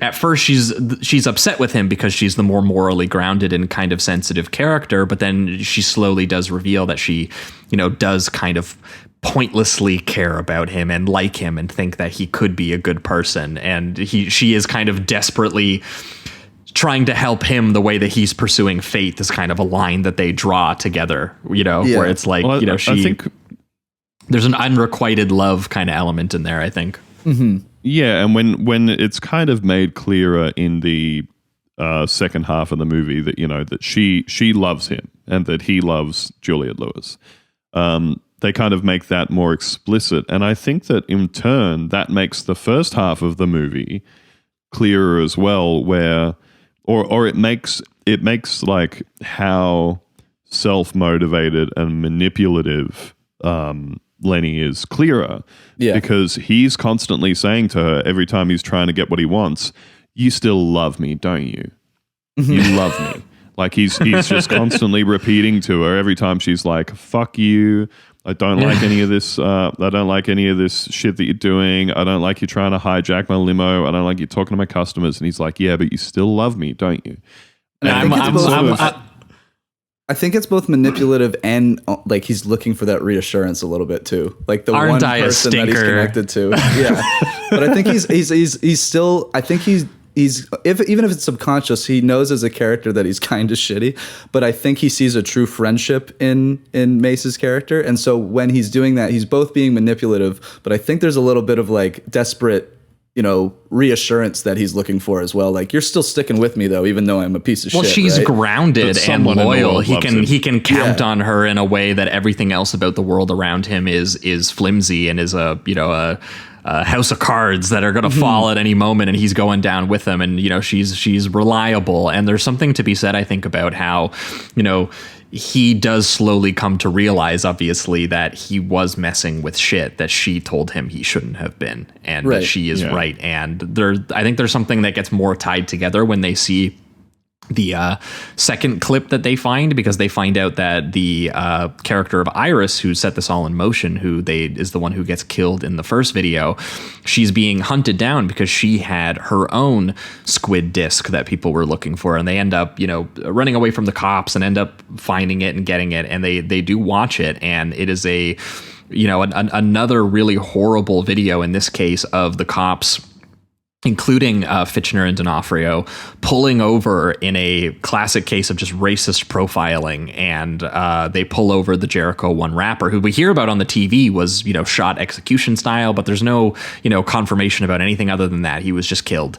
And when you have this tape, it's this very, very explicit and graphic tape of, the cops just like holding him there, being like, oh, hey, you're that rapper that has those anti-cop lyrics. Like, we don't like you at all. And then he's basically, he's making fun of them, saying that they've been caught in a deliberate act of, racism that proves all of his lyrics correct. And he's kind of, confronting them about that a little bit. And then they just point blank execute him on camera, and we witness it the way that the filmmaking would replicate, almost like body camera footage of just this, of this girl running away from that scene. It's a very disturbing sequences, and the Angela Bassett character, he is who we experience it through as well. She Ray Fiennes actually sits her down and puts it on her and makes her watch it. And he actually even apologizes. He's like, I'm sorry, this is like the first thing you're ever going to watch on this. Cause I don't, he's like, the technology's, he's like, the technology is supposed to be more fun than this. I'm really sorry, as he's putting it on her head. Meant to be for horny stuff. Yeah.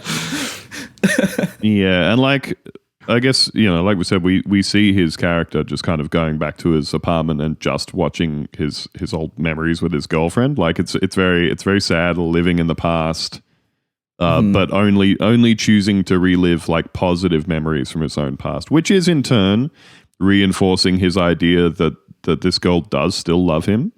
Yep. It's delusional. It is delusional at a certain point. And so here is like the reality kind of confronting him in all these various clips. And they even have different methodologies about what to do with it from there. Like at one point he's like, well, I should obviously trade this tape into Wincott, and I can, now that he has the discs, I can get Faith back. And Bassett is like, what the fuck are you talking about?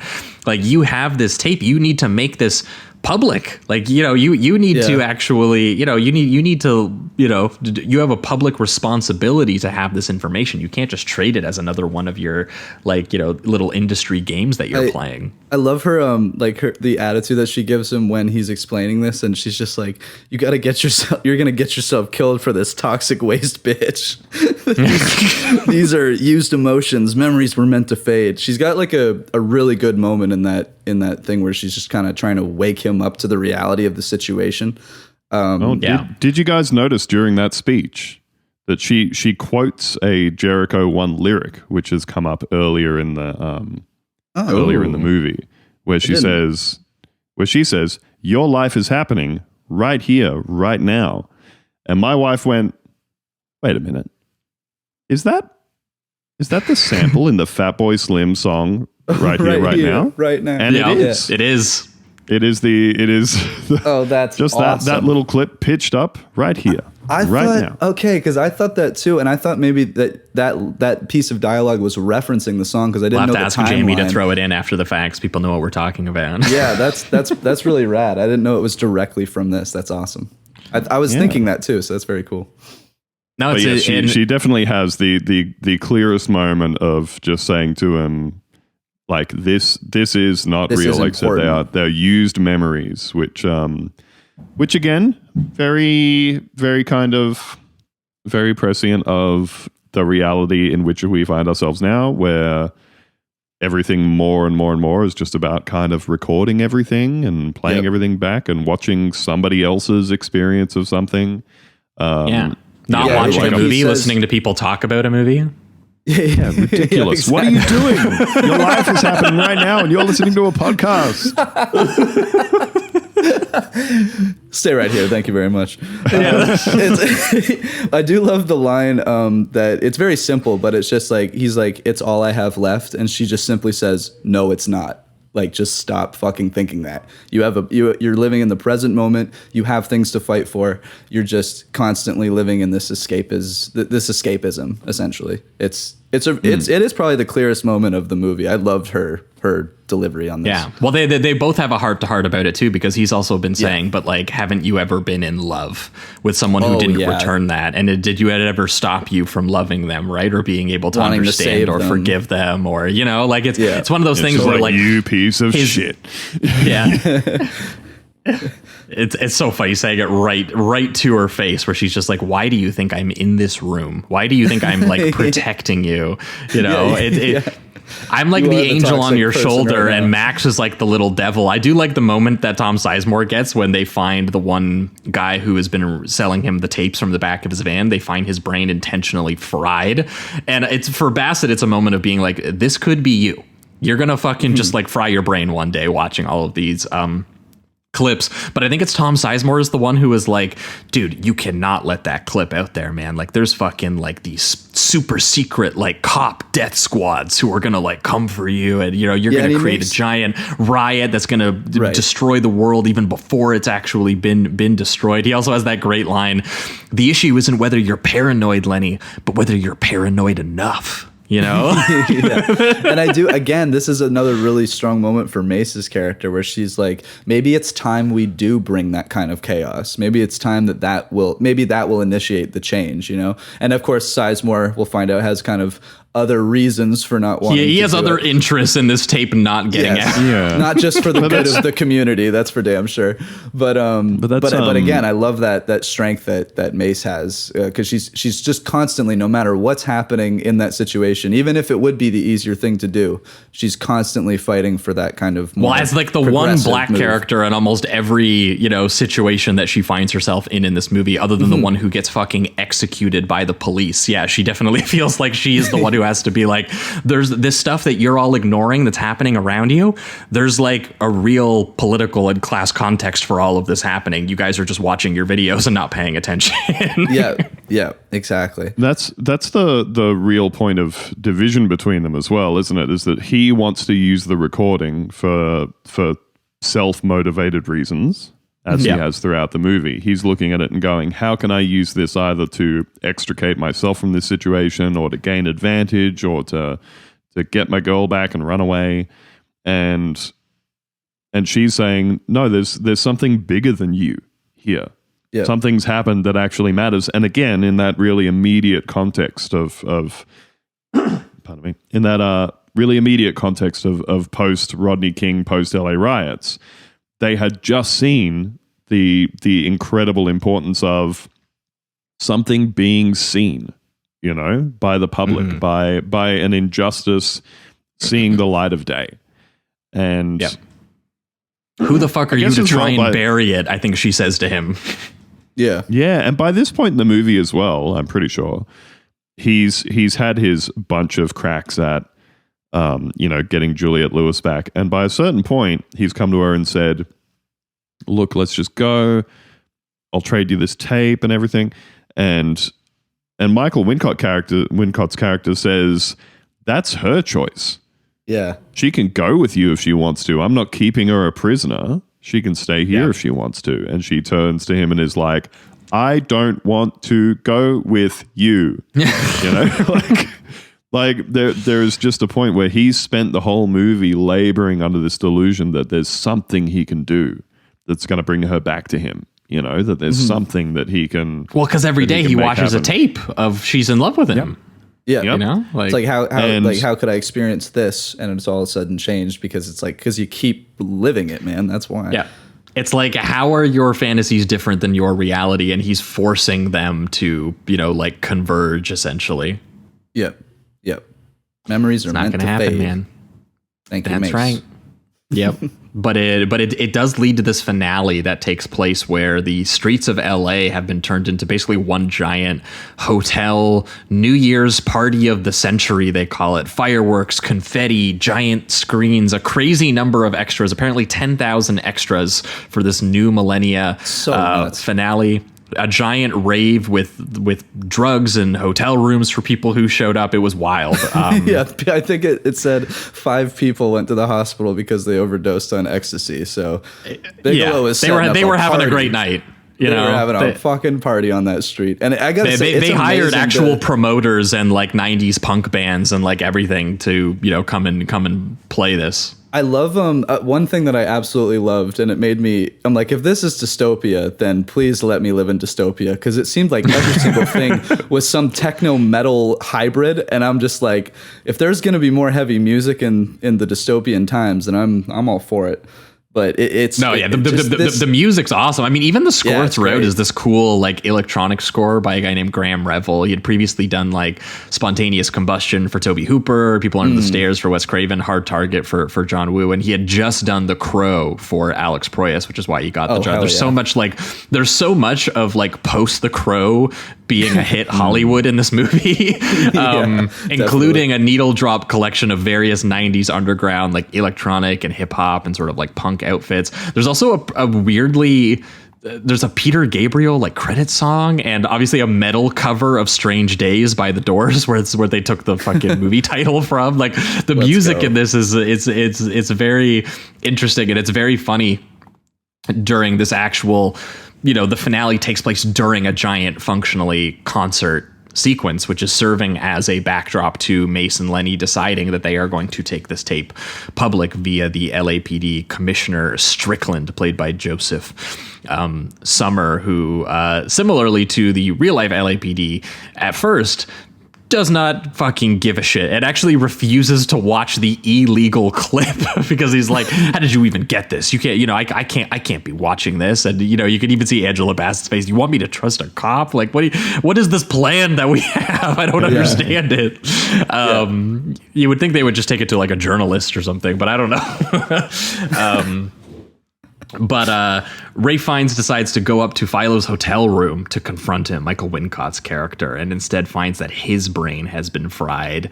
And a clip of the rapist killer assaulting Faith is on it. And then, as Jamie was kind of alluding to earlier, it does that shot where it looks into the mirror, revealing who the assailant is.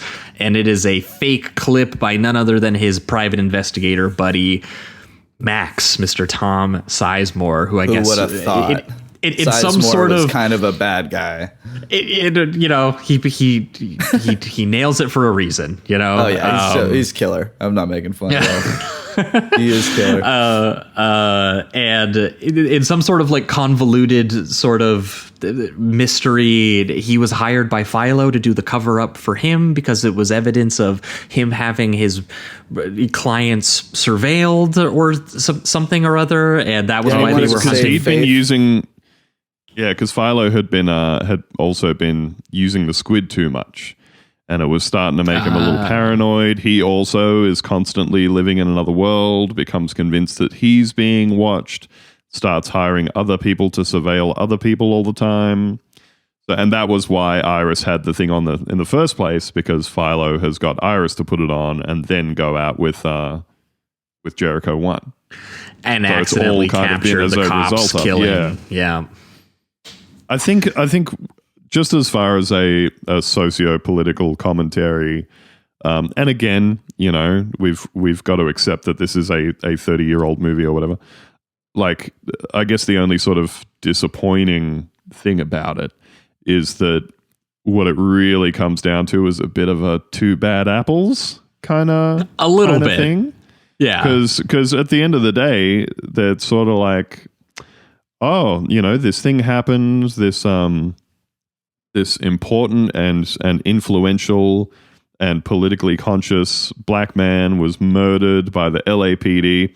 Turned out it was just a crazy cop. It wasn't a big conspiracy or anything. Turned out it was just a cop who murdered someone at a traffic stop. Who accidentally got videotaped by a crazy, slimy record producer character, you know? Yeah. Although I do think it's funny how the finale is split into two. It's a finale for Bassett and a finale for Fiennes for two different movies, which is that his is like, you know, it's the end of the world and my whole like love triangle is, you know, it's turning into this brutal struggle where he's trying to protect Faith and, you know, and my Lenny best friend and has betrayed me. Yeah, and they're ripping wigs off and they're cutting their wrists on the glass table while they're fighting. You know, there's a great knife versus ashtray fight briefly between Fiennes and Sizemore.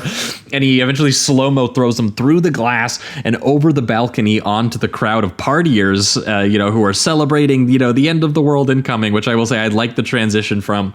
Bam, his corpse lands in the middle of the party. And then we're down below in the party where Bassett is being hunted down by the two cops who know that they have videotape of them executing the rapper. And again, Vincent D'Onofrio just unloading into the crowd. Oh, and just straight up murdering partiers left and right. I gotta say, I mean, I got a real kick out of that. I was howling, to be honest. But I've got to cover up this murder. Bang, bang, bang. They're like fireworks going off and confetti falling, but just like people are these big squibs in the crowd are going off. But what's incredible is Bigelow just solidly has that style locked in. Like the control of the camera as She's it's so weaving good. in between literally hundreds of people is unbelievable. And so you have this like just chaotic character moment of shooting into a crowd, but then it's still so controlled in the style and direction, and it's such a beautiful balance that you have throughout the movie. But it's just when it starts to get super unhinged in this last 20 minutes, you really just see it for exactly what it is, and it's beautiful. It's a beautiful thing.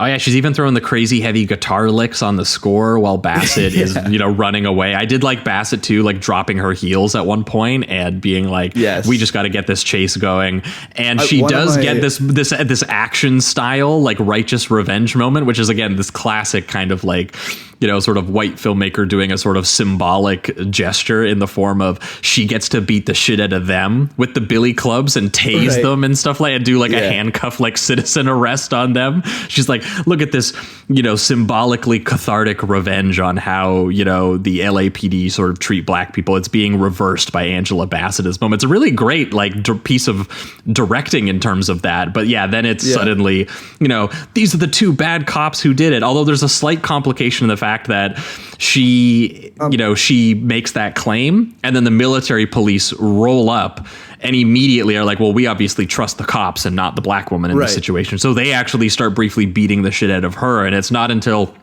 the one hard ass commissioner rolls up and he's just like, hey, I believe this woman, and you arrest those two bad, you know, cops who then just proceed to commit suicide. Yeah. That's what it is really funny that's the idea. He's like, hey, so I got around to watching that tape that you told me about, and you were right. That's my bad. So we'll wrap this up here. Yeah, you should have told me what was on the tape instead of just thrusting something at me and saying you have to watch this. I'm like, what is it?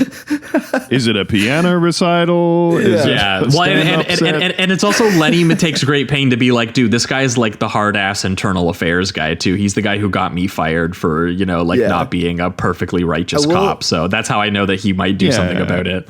I will say I like the one moment though when it's doing that back and forth where Angela Bassett kind of, you know, she's using the taser, she's using the club, and then she starts getting beaten, and then everyone looks around her, and then that starts like a giant riot against the police force, which was kind of cool to watch. And then it does the clean wrap up after that. But I do like at least that before that happens, before it's kind of more just simplified. Oh yeah, they set up a whole thing where all of the fucking just like punk rave partiers just like start destroying the cops, and you kind of think like that rave riot. In another version of the screenplay, you think that they just like kill all the cops or something, and they're just like, there you go, this is what you've done. But obviously they do have to throw a little bit of the Hollywood ending into here where, you know, and a little bit of that Cameron romance thing, you know, he can't really help like himself. the romance I think part of it. because as much as I don't necessarily think maybe Lenny fully deserves that kind of that happy ending, I think that Mace does. So that's kind of nice at least. It's a little bit imbalanced, but I still don't really mind it. And I mean, again, Kathryn Bigelow, just with her shooting style, it's like you just believe in it, even if it's way over the top and a little bit, underdeveloped in the sense of Lenny's romance. This is one of my favorite literal cop-out endings because I don't think it should work at all.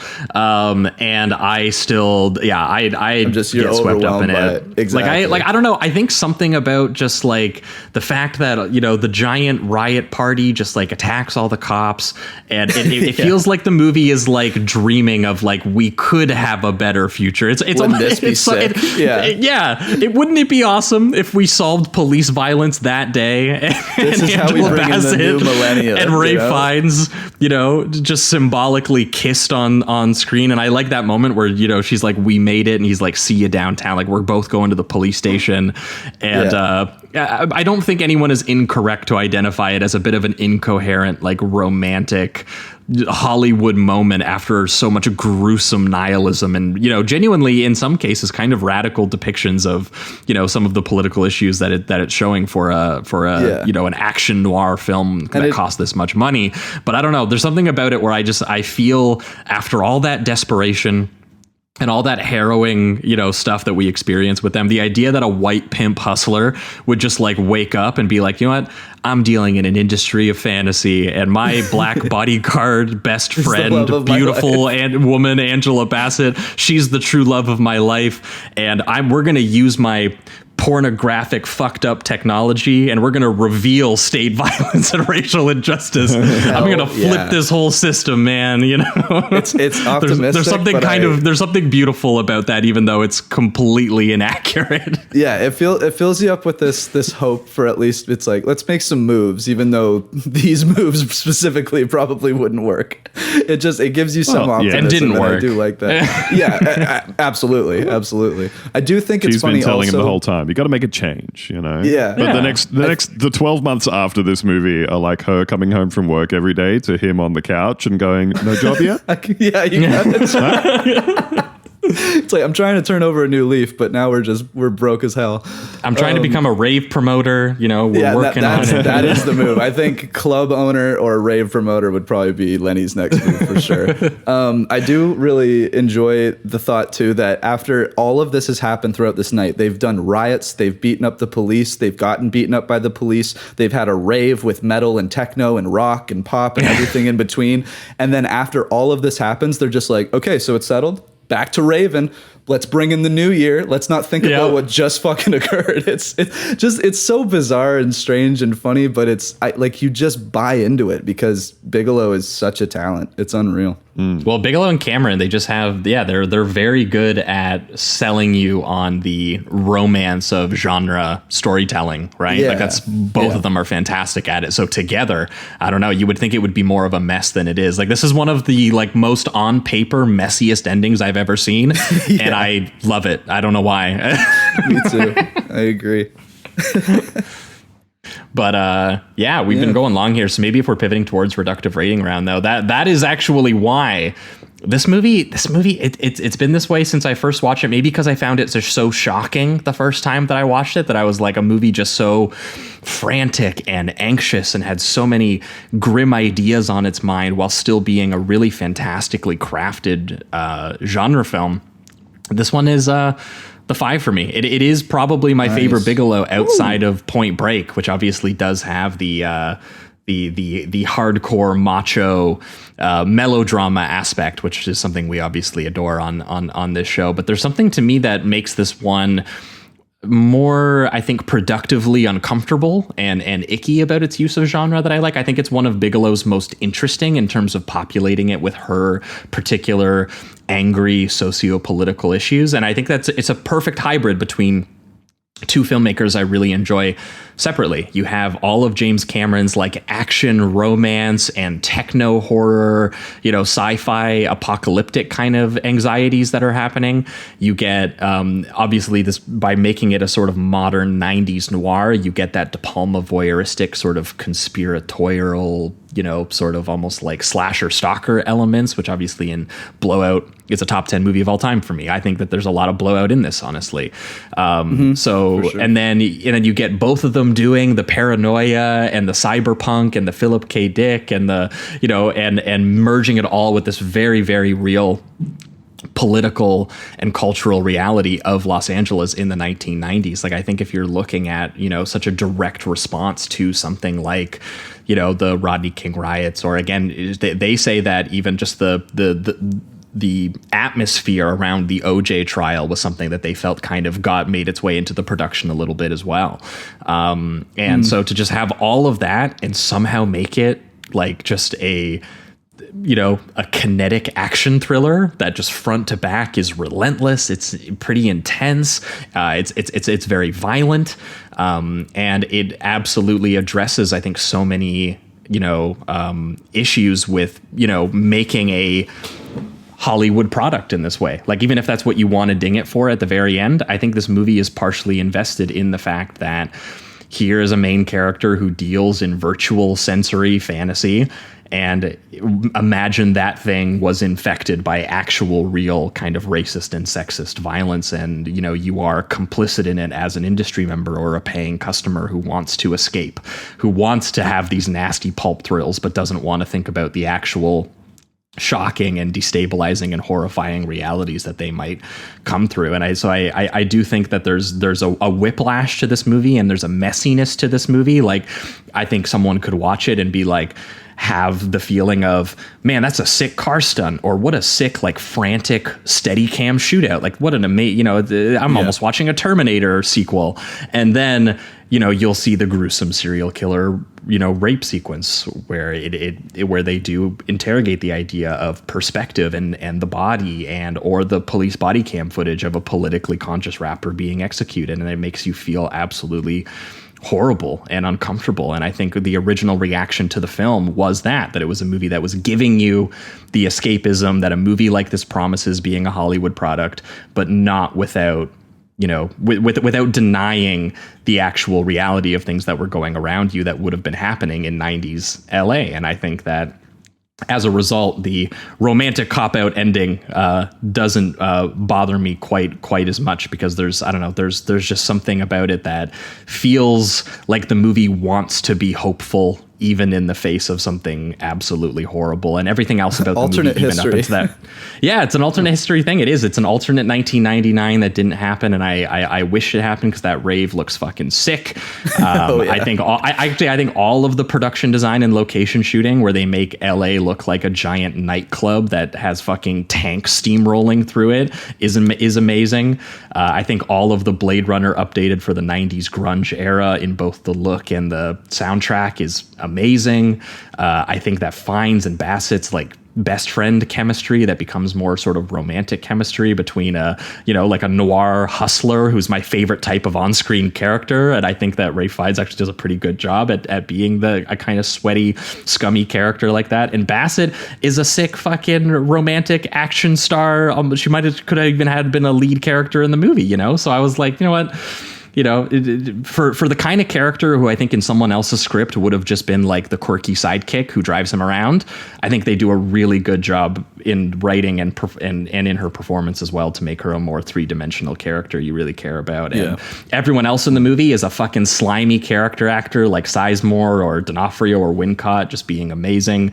Juliette Lewis actually sings PJ Harvey really fucking well. I think I'm really running out of things. These are all of my things that I really like about this movie, trying to explain my five. But yeah, I don't know. This is just one that I feel. This is one that I watch it, and I sometimes I like the misery. Sometimes I like a genre movie that delivers everything I want to be satisfying about it, and that Bigelow and Cameron are geniuses at in terms of action thrills. And I also kind of want to be slapped on the wrist for enjoying those things and think about those things. And actually, there's something ambitious and experimental and kind of, ultimately interesting and destructive, I think, about this movie as far as doing a 90s militarized cyberpunk like police state kind of thing that it's that it's doing. And I don't think that also, for anyone who loves this movie as well, I don't think Southland Tales exists without this movie. Totally. In terms of someone incoherently ingesting every genre and political thing that was happening in the world in LA at that moment and just spitting it back out as this almost venomous, really entertaining satire. So yeah, 5 for me. Yeah, it's it's nice. The rare optimistic 5 from Josh. Yep. It rarely happens. It's a beautiful thing. It didn't have the miserable, depressing ending. That's always my note. I'm giving you guys a fucking left turn. I like it. Nice. It's hilarious that rave is just basically like, let's drop Molly and beat up cops. Let's fucking go. It's just a hilarious finale with the craziest Steadicam and point of view photography that had been done, at that time. It's unbelievable. But it does. It feels like it's like a pop blockbuster injected with the blood of De Palma. Like it's just an unreal movie. I've really never seen anything like it in a sense. There's definitely been things I've seen now just that have been inspired by this, but just its mix of things creates this very individual skin and aesthetic. It's unbelievable. But yeah, I would say the one thing, I don't have much to add. I really agree with everything you said. I do think I'm more at the Jamie 4 right now, just because I want to take this in again. It is a very truly strange movie, and it takes a lot of it has a lot of curveballs that I just want to kind of readjust and tackle again. But I think it's an amazing film. Like the technical aspects are insane. There was one POV shot that I wanted to include. Just it's so simple, but I thought it was so cool. It's during the robbery at the very beginning for the Chinese restaurant. It's when they're running up the flights of stairs going up to the rooftop. And at one point the guy just pulls off his mask and it just changes the color of the camera, like a filter of some kind, or maybe they even put something over the lens to pull it off. But it's just these like small attention to details, even in the POV moments that really just excel this film, and I think it's just something to behold. So yeah, 4 out of 5 for now. Check it out. But for you, Andrew, I think it's a 4 out of 5 for me as well. Like I love all of the Blade Runner looks. There's so much of like characters being backlit by a huge spotlight blasting in through a window behind them. There's a lot of that similarity there. Those really chaotic scenes throughout, and particularly towards the end of the big rave and everything, has a real kind of Blade Runner mixed with Akira sort of vibe, I think there's heaps to like about the movie. Like you said, Josh, it is like several genres and movies crammed together. I think that's my only point of my only sort of point of criticism is for me as a first viewing, I think in the back half of the movie, I had a few moments of feeling like, I wonder if this could have been trimmed down a little. Probably. And it's dense and overstuffed for sure. Yeah, and it's a long film, and really, really, it does kind of feel like they're just trying to fit like several whole movies into the movie. Like we said, it starts off very much as just quite kind of a straight ahead, future tech noir kind of thing, but then it kind of branches off into 2 movies. Really, it becomes like the socio-political thriller and the noir serial killer one. Yeah, and they're both kind of running along in parallel. I think it's really well managed. Don't get me wrong.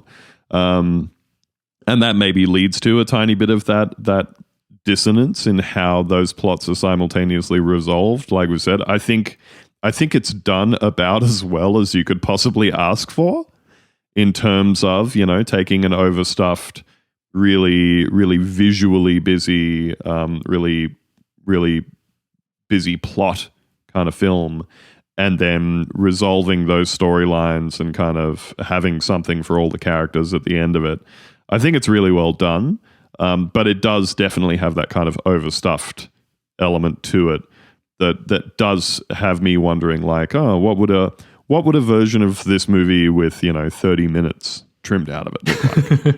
I don't know. But at the same time, if you asked me what I would take out, I'm not sure I could immediately say. There are some movies that would be the argument. Cameron and Bigelow, I think, would have different opinions on what needs to be cut, because just based on the way that the movie was born, right? Just that, Cameron wrote it, and then Bigelow stuffed it with all of these 90s, ideas that she had. Yeah, and I guess as well, sometimes when you watch a movie, the thing the movie could have done without is very apparent, Mm-hmm. Sometimes you watch a movie and there's just say a romance subplot that has really clearly just been inserted at the behest of a producer who's like, no, we want women to watch the movie too, or whatever it might be. And there's just, it just adds nothing to the movie, and you can really easily identify, that entire B plot could have been cut. Or sometimes I always like watching director's cuts of movies, because I'm always fascinated by what came out of the movie that they wished had have stayed in. And sometimes you watch them and you go, sure, we've put 15 or 20 minutes back in, but it's added all this connective tissue. It's explained the motivation of these different characters a lot better.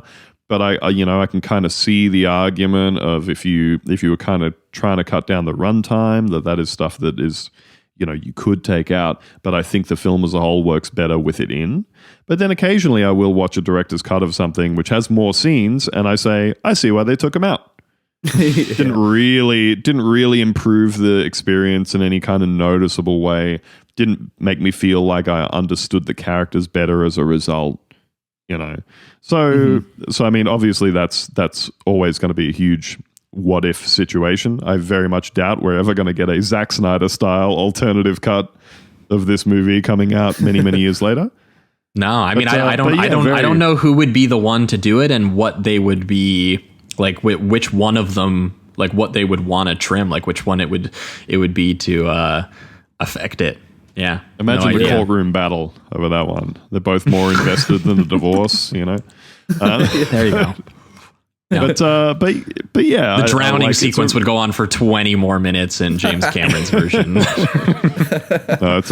It's a really cool movie. It's really well realized, and I think something that is always a hallmark of great sci-fi is a movie that had something to say about the social and political context of the time it was made in, but also, had some ideas in it that you can look at and say, no, that's kind of how a bunch of stuff worked out.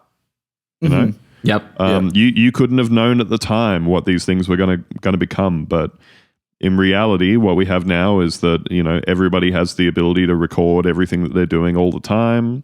The police are filming things that they're doing all the time. I guess the irony as well is that in the film, the technology is developed as a substitute for police or informants wearing a wire, and they come up with this thing that allows you to secrete something on your person that gives you this extremely fully fleshed out recording.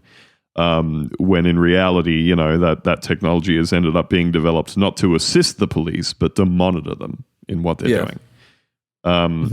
So yeah, some interesting kind of ideas about where that technology is going to go in time, and observations and thoughts about, what the value is in recording every experience, what the value is in living through other people's experiences, and the potential value in recorded interactions being a document of proof, like a document of truth, And playfully weaponizing, storytelling and genre storytelling you're familiar to get there.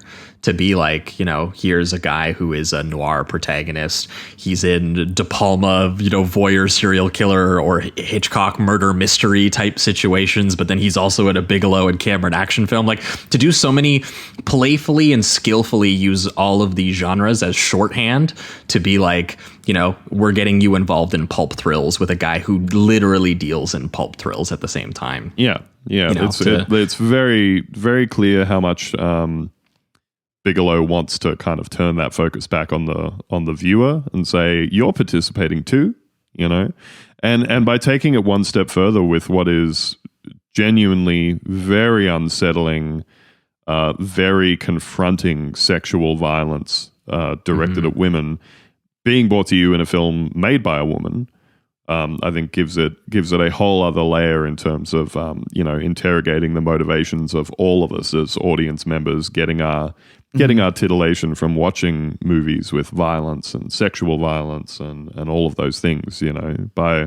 By viewing, we become participants, whether we think of ourselves that way or not. What a picture. I would pay so much money to see Bigelow go back and make something like this again instead of this like fact-based journalism approach she's been in for the last like 2 decades. We need some more expertly directed like action noir melodrama shit kind of happen. Ask Cameron if he's got another script lying around somewhere that she feels like she wants to punch up or tailor to her interests. Just add a flaming car driving into a lake, you know what I mean? That's right. That's what we want to see. But that's going to wrap it up for Strange Days here. Successful segment, shorter than the movie. That's all we care about on this show. Let's fucking go. We're gonna be right back, and we are gonna be talking about The Cell. Stick around. She's lost. She thinks this is real. I'm going in to get her.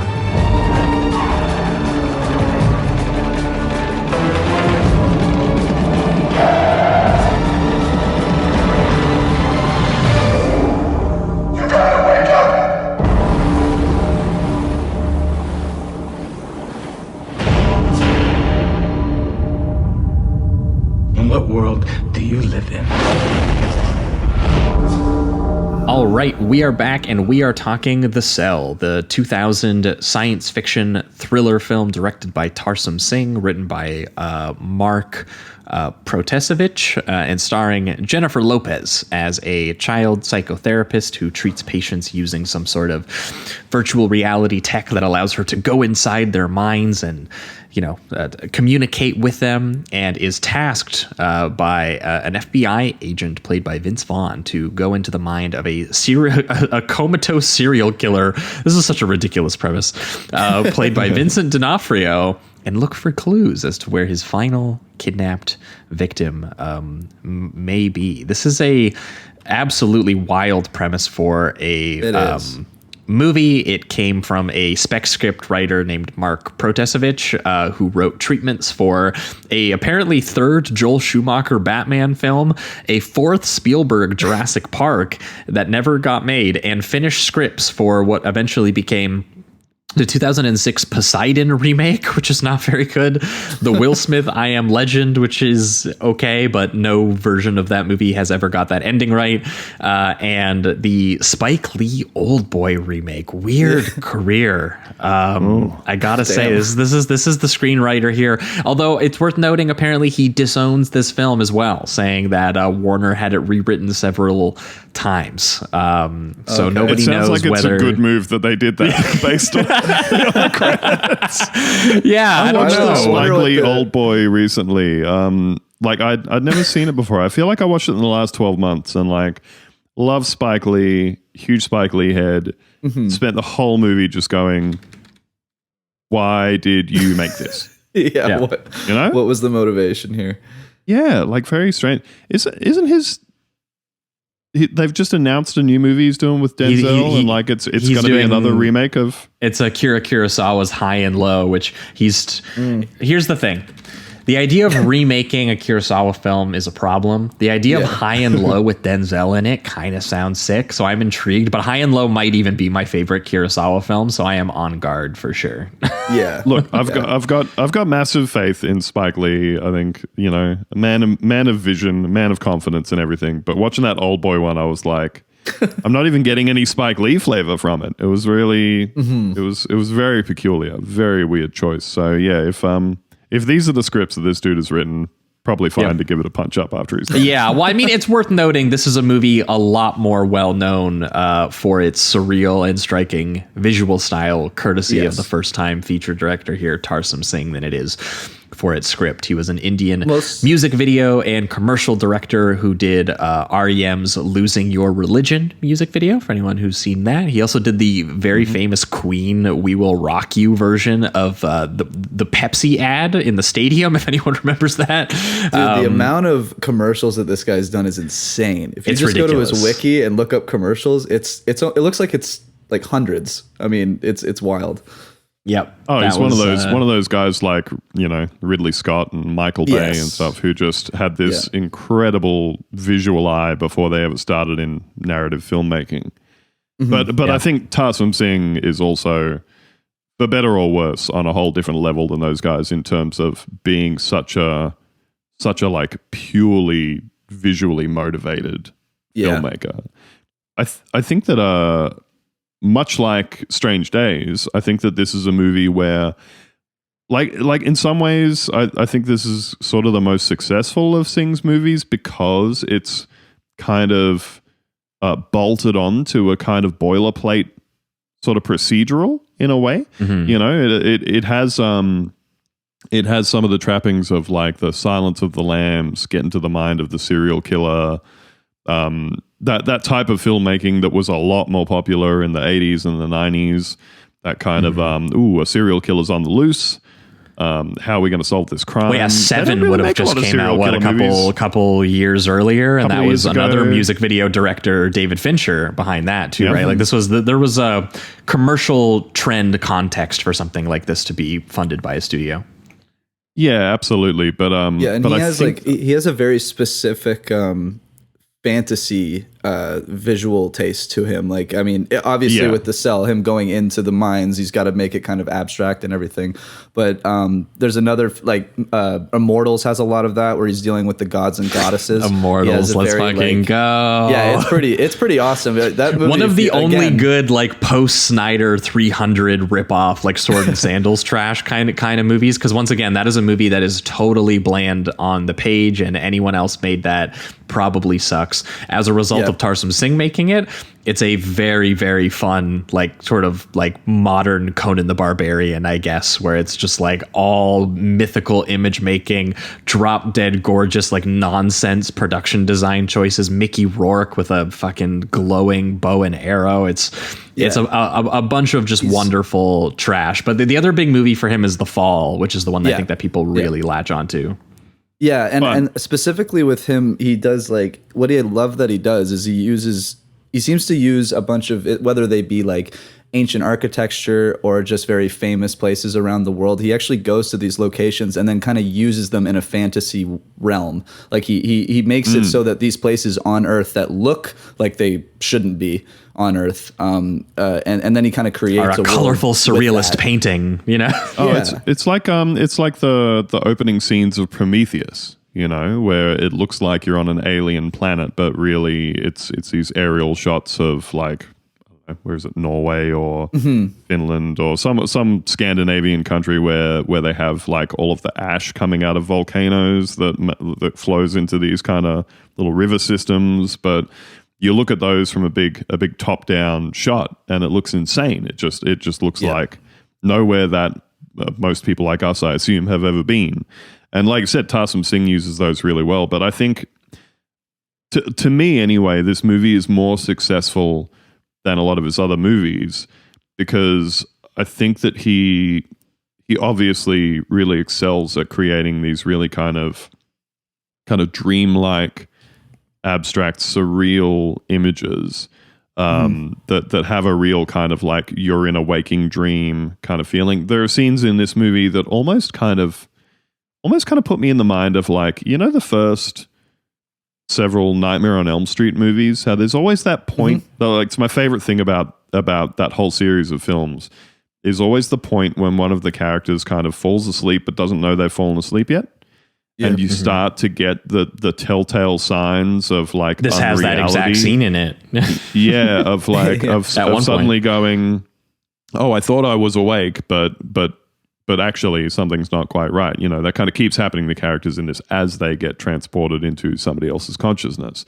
But in some of his other movies, like The Fall and Immortals, I feel like he kind of suffers a little from, again, that Zack Snyder thing of a character who is, a director who is so visually motivated, who is so driven around creating images that there comes a point where like they get a bit lost in the sauce with it, and the movie starts to feel a bit unmoored. It starts to feel like the whole thing is slow, drifting, dreamy images. Like, I don't know if either of you saw Zack Snyder's Rebel Moon thing on Netflix. I have not watched it yet. I watched the first 20 minutes.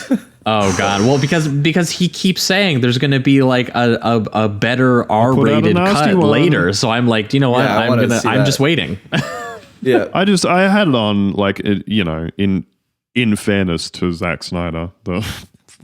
I don't think anyone needs to worry about that. But in fairness, I had it on like while I was doing something else. But I absolutely had the thought during that film of like, if you played back all of the slow motion in regular time, what would the runtime be reduced by? Like, that was a genuine thought I had during that movie, was like, would it be 5 minutes shorter? Would it be 20 minutes shorter? Like, I'm sure you would actually be able to figure that out. But that's kind of how I feel with like Immortals and The Fall a bit, is, he's such a visually driven filmmaker, obviously has an incredible talent for creating these really dreamlike, surreal sequences and scenes and visuals and everything. But when you're kind of getting nothing but that, and it's often, quite slow moving and everything, it does, I feel like it does kind of mean that it's only really going to work for things that are genuinely sort of storybook, pretty scant plot kind of stuff. Whereas with The Cell, I feel like this movie moves better because they're moving back and forth between, the conscious waking world and into somebody else's consciousness. And then they come back out and they go, all right, what are we doing with that information? Where do we go from here? There's people running around outside and like looking at crime scenes and shit. So I think much like Strange Days works really well by, just fusing it to the DNA of like film noir. I think this works for the same reason, by filming it with something that's kind of a psychological thriller, police procedural kind of thing, where they're on this clock trying to solve this crime, and it has to happen. So there's this stuff happening in parallel in the real world that is important and matters, while they're also trying to do this stuff through this fantastic technology. Yeah, I 100% agree with you. I also just think I don't know if they get the pulp elements right.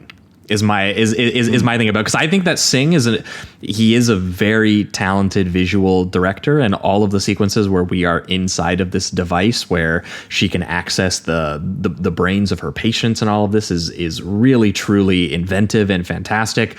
And the difference, I guess I would point out between it and Strange Days is that I think when Strange Days is doing the other pulpy side elements that you don't think should work, they're doing them just as well as the other stuff. Whereas for me with this one, I thought the like knockoff Thomas Harris, like misogynistic serial killer of the week procedural stuff that they were doing, I was kind of like whatever on it. I thought it was it has this kind of weirdly cliche pop psych sympathetic sentimentality quality to it that it could even be the genre has a lot of that in general, but I thought this stuff was almost like to an offensive degree, and it's very of its time, isn't it? Very well, and I don't buy the. I think the main thing, I don't buy the performances as much as I buy the performances. I mean, you guess you can't even compare necessarily what Bigelow's doing with Fiennes and Bassett, but I thought that D'Onofrio's killing it in this. I'll say that. Well, that's just it. And D'Onofrio is mostly present in the surrealist stuff. I think when it pulls out of that stuff and D'Onofrio's in a fucking coma and it's just Jennifer Lopez and Vince Vaughn, who I don't think are necessarily like really bad or anything. I just think they are not giving, I think on the page, those characters aren't given a whole lot to deal with. And the stuff that they are given to deal with, Tarsem Singh doesn't seem that interested in. Like if we're like, I think on one level, There's a really interesting moral, ethical dilemma between a character who needs to go into other people's minds and, you know, the responsibility of doing that. And in terms of how much like Bigelow actually cares about the ethics of a character who deals in an industry of voyeurism, I don't think this movie is dealing with that dilemma in any regard. It feels like a really good excuse to do some trippy imagery at a certain point to the movie, and yeah, I don't know. Well, they raise some ethical questions in this movie, and then all the characters go, "Oh well," and do it anyway. Interesting, yeah. Like, yeah, everybody goes, "That's something to think about." Glad we had that like conversation. What's funny, and I'm not going to say it specifically yet because it is literally the finale. But one of the things, there's like this foreshadowing moment that seems like the character is saying, you know, I did this specifically physically abusive thing because I was physically abused. Now it's saying that that's his reason, but it still should be saying that that's the wrong thing to do. And that is the answer to this film eventually, which is very strange. And we can get to the finale, but just given that we're talking about kind of the pop psych stuff of the whole movie, it gets into some strange elements where I'm not sure if it really translates to an actual, you know, answer to these psychological issues. No, this is the one for me where I think the merging of some of the real things it's trying to bring up, which is like serial killing and abuse and trauma and therapy and all of these various things, I think it very tastelessly merges with the genre stuff. Whereas I think that they actually kind of somehow magically pull it off in Strange Days. It doesn't feel to me like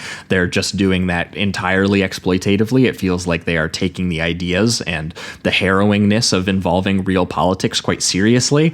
And I think that this one, I don't know if it was just it felt like Tarsem wasn't that interested in the procedural element, or if maybe the actors just weren't quite up to the task of doing that. Because I think Vince Vaughn is a good actor, and I think that he's actually done some very good serious performances. I just didn't get a whole lot out of his version of like an obsessive Will Graham. I don't think he's given a whole lot to do. And Jennifer Lopez, this has to be our first time talking about Jennifer Lopez. I have a very mixed. I think most people, you know, she's incredibly talented dancer, questionable singer, actress and pop star, depending on who you ask. Some people are very into her music. Some people are also huge Coppola auteurs and really like her in co-starring with Robin Williams and Jack, maybe. I don't know. That guy exists out there. Jack, let's go. But this is when she's at the peak of her movie career. She had just had a hit biopic with Selena. She had just proven she could do like hit genre movies that make money, like Anaconda. I guess we're very broadly using the term hit here. She just did the 1-2 punch of working with some actually interesting directors, Oliver Stone on U-Turn, and honestly, probably the best movie and role that she's had, which is Steven Soderbergh's Elmore Leonard adaptation Out of Sight, which she was co-starring with Clooney, where those two actually do have some very old school sexy rom-com in like a crime thriller kind of situation chemistry, like maybe like Soderbergh's just really maybe Soderbergh's really good at getting stuff out of people, because remember when he did like Haywire and people were like, wow, Gina Carano is going to be big. Yes, he is a very talented director of actors, which is one of the few things people maybe underrate when they talk about directors. Yeah, absolutely. Yeah, I feel like Lopez, it's what you said, but Vaughn and Lopez aren't necessarily bad in this. I just find them to be very just generic, and they're not really doing a whole lot with what they're given. Although they aren't doing what the actor should do, which is like bring more to that character, right? Like find more pain in it. I was trying to look up, because I was trying to figure out, was Lopez like a studio choice or like a first choice? Like I was kind of curious, like what happened in this situation. Turns out Singh really wanted Julianne Moore, which was who he pursued as and I honestly think she might have been a much more sort of like tortured, kind of nervy kind of actress for this. She would have just done stuff with like Todd Haynes, like Safe. I think a character like who she plays in Safe, being the kind of character who's really, essentially tortured by this fact that she has a really good skill, but it's about, going into these really hurt people's minds and having to deal with that. And I think you need an actor who can just more expressively capture that feeling. And I don't know if it's necessarily J-Lo's fault or not. That's the problem with the movie, but the visuals are a lot more expressive than she is. I'll say that. Yeah, and Julianne Moore ended up playing Clarice Starling in one of the Silence of the Lambs sequels. Oh yeah, right, Hannibal. So right? She plugs right into that type of thing. But she almost has to be like how they use her eventually in the script. It's almost like she has to have this perfect persona in a way, that's just naturally beautiful, caring persona, because if she had all the complications, which I thought she was going to have, I thought they were going to develop into something like, they can't necessarily go into your mind because you have your own past traumas and that would mix things up or blah, blah, blah, blah, blah. If anything, eventually they turn her mind into like a sanctuary, a salvation. So she's so... she comes off as like so pure, and no one's had a more perfect, beautiful mind than Jennifer Lopez. Exactly. And so it's like coming to here for an oasis. Although I think there's like one or two things they might bring up. I just don't think they focus on it enough for it to become a real issue for her character, I suppose. The brief explanation of it in the movie is from one of the technicians, working on it with her, is again the extremely brief ethical conversations that they have about this stuff. Where, so yeah, like as the movie opens, she's been doing. The movie opens again, absolutely remarkable scenes. Yeah, it's like surrealist desert mind palace fantasy sequence where we are introduced to her like riding a horse across the orangest sand and bluest sky that you've ever seen in a movie, surrounded by these like artificial dead trees, dressed all in white with the dress like flowing everywhere. And we find out that this is all score. That's right. And the horse turns into like a statue, and we find out that this is all a trippy VR dream world where she is in the mind of a comatose patient of hers, a little boy named Edward, that through trying to, access his mind and have conversations with him and kind of pull him out of this coma, which has been triggered by this infection-generated schizophrenia they kind of describe, which I don't think is a real thing. I noticed on the Wikipedia, like when they're talking about it in the plot on the Wikipedia summary, they seem to suggest that Vincent D'Onofrio's character has the same genetic predisposition to this schizophrenia as the little boy, and where they summon these demonic boogeymen alter egos that exist in their brains that need to be dealt with.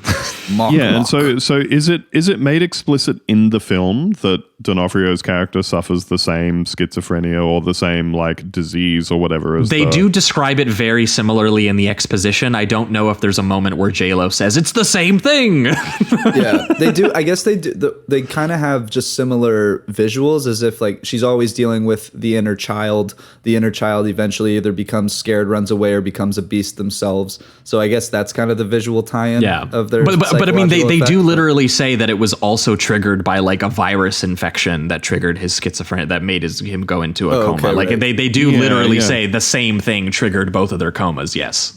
Yeah. So at the start of the film, she's doing her mind inception therapy on this little boy in a very post-Matrix like rig where she's like strung up in the air in like a Body Works like anatomy suit that looks like the muscle armor in the Coppola Dracula movie. It does. Totally. It does.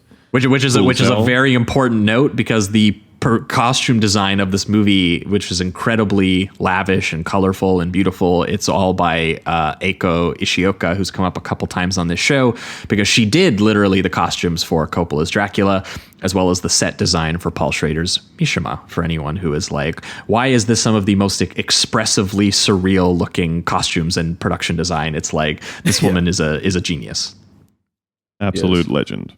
And yeah, so she's not getting through to the little boy. They wake up and are confronted by the little boy's rich parents, who it turns out have basically been independently funding this lavish research facility, so that they might attempt to do therapy on their comatose little boy. And she has a conversation with one of the technicians saying, look, when I go into his mind, it's not a safe place. He's distraught. He's got all this stuff happening to him. If we could flip those feeds, jack him into my brain, I could bring him into a safe space and show him that things could be better and everything. And the technician says, and again, one of the very, very few ethical discussions in the film is, but you would be doing it, when you go into someone else's mind, you're doing it you know you're doing it. You're consenting to it. You're aware that it's happening. Whereas like taking somebody else without their consent and without their knowledge and plugging their consciousness into your brain where you're in control is potentially, frightening and unethical and all that sort of thing. Turns out it doesn't matter when you're talking about a big sick John Wayne Gacy freak. That's right. What's consent? I don't know. Whatever. But we gotta cure him or kill him. That's for sure. Well, and again, we could bring the parallel back to Silence of the Lambs, where we are introduced to Vincent D'Onofrio's character, who's tooling around, looking at some tapes of a lady that he's drowned in an elaborate rig that he's set up. It's a big sealed glass room with a bunch of cameras a little tastelessly cross-cut with Jennifer Lopez smoking in her underwear with her cat watching Fantastic Planet. I was like, she looks great. It's a great movie. It's a cool cat. I understand. But the fact that it just immediately goes into D'Onofrio, who I want to highlight that between doing Strange Days and between doing The Cell is when he did Men in Black as the iconic physical performance as like that farmer who gets turned into a bug skin suit. One of my favorite physical performances of the 90s. Just wanted to highlight that while we're talking about D'Onofrio. D'Onofrio was going pretty wild in the 90s here, but yeah, and he is here is going full... Yeah, like full Gacy mode, luring women using this like horrible trick about making them think they've run over his albino German Shepherd dog, and then, grabbing them when they get out worried that they've hit the dog. Drowning his victims then in an underground facility with this like giant auto-timed water tank. And then after they die, ritualistically stringing himself up by like these Hellraiser S&M like pierced chains over their corpse while ejaculating to the split screen security videos of them screaming and dying and being made into these like creepy corpse dolls. It's very hyper specific.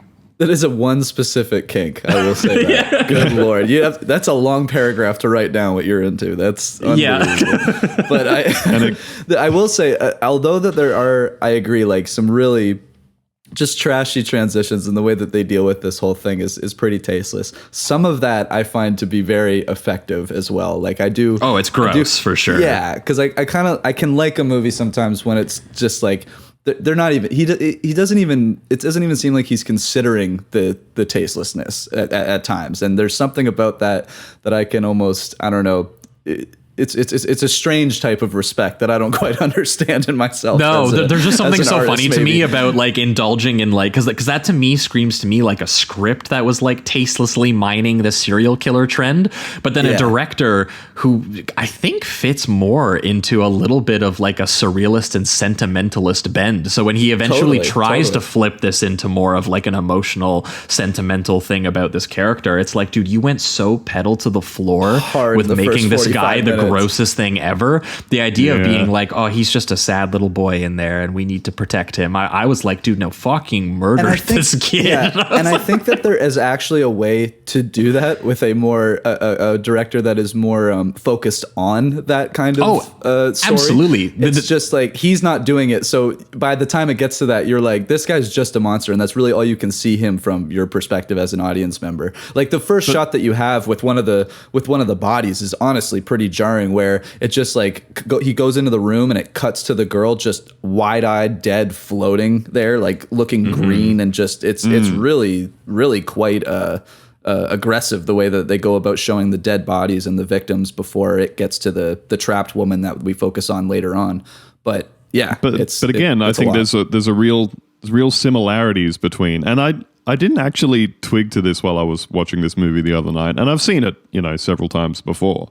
But I didn't really make the connection to how many parallels to Silence of the Lambs there are.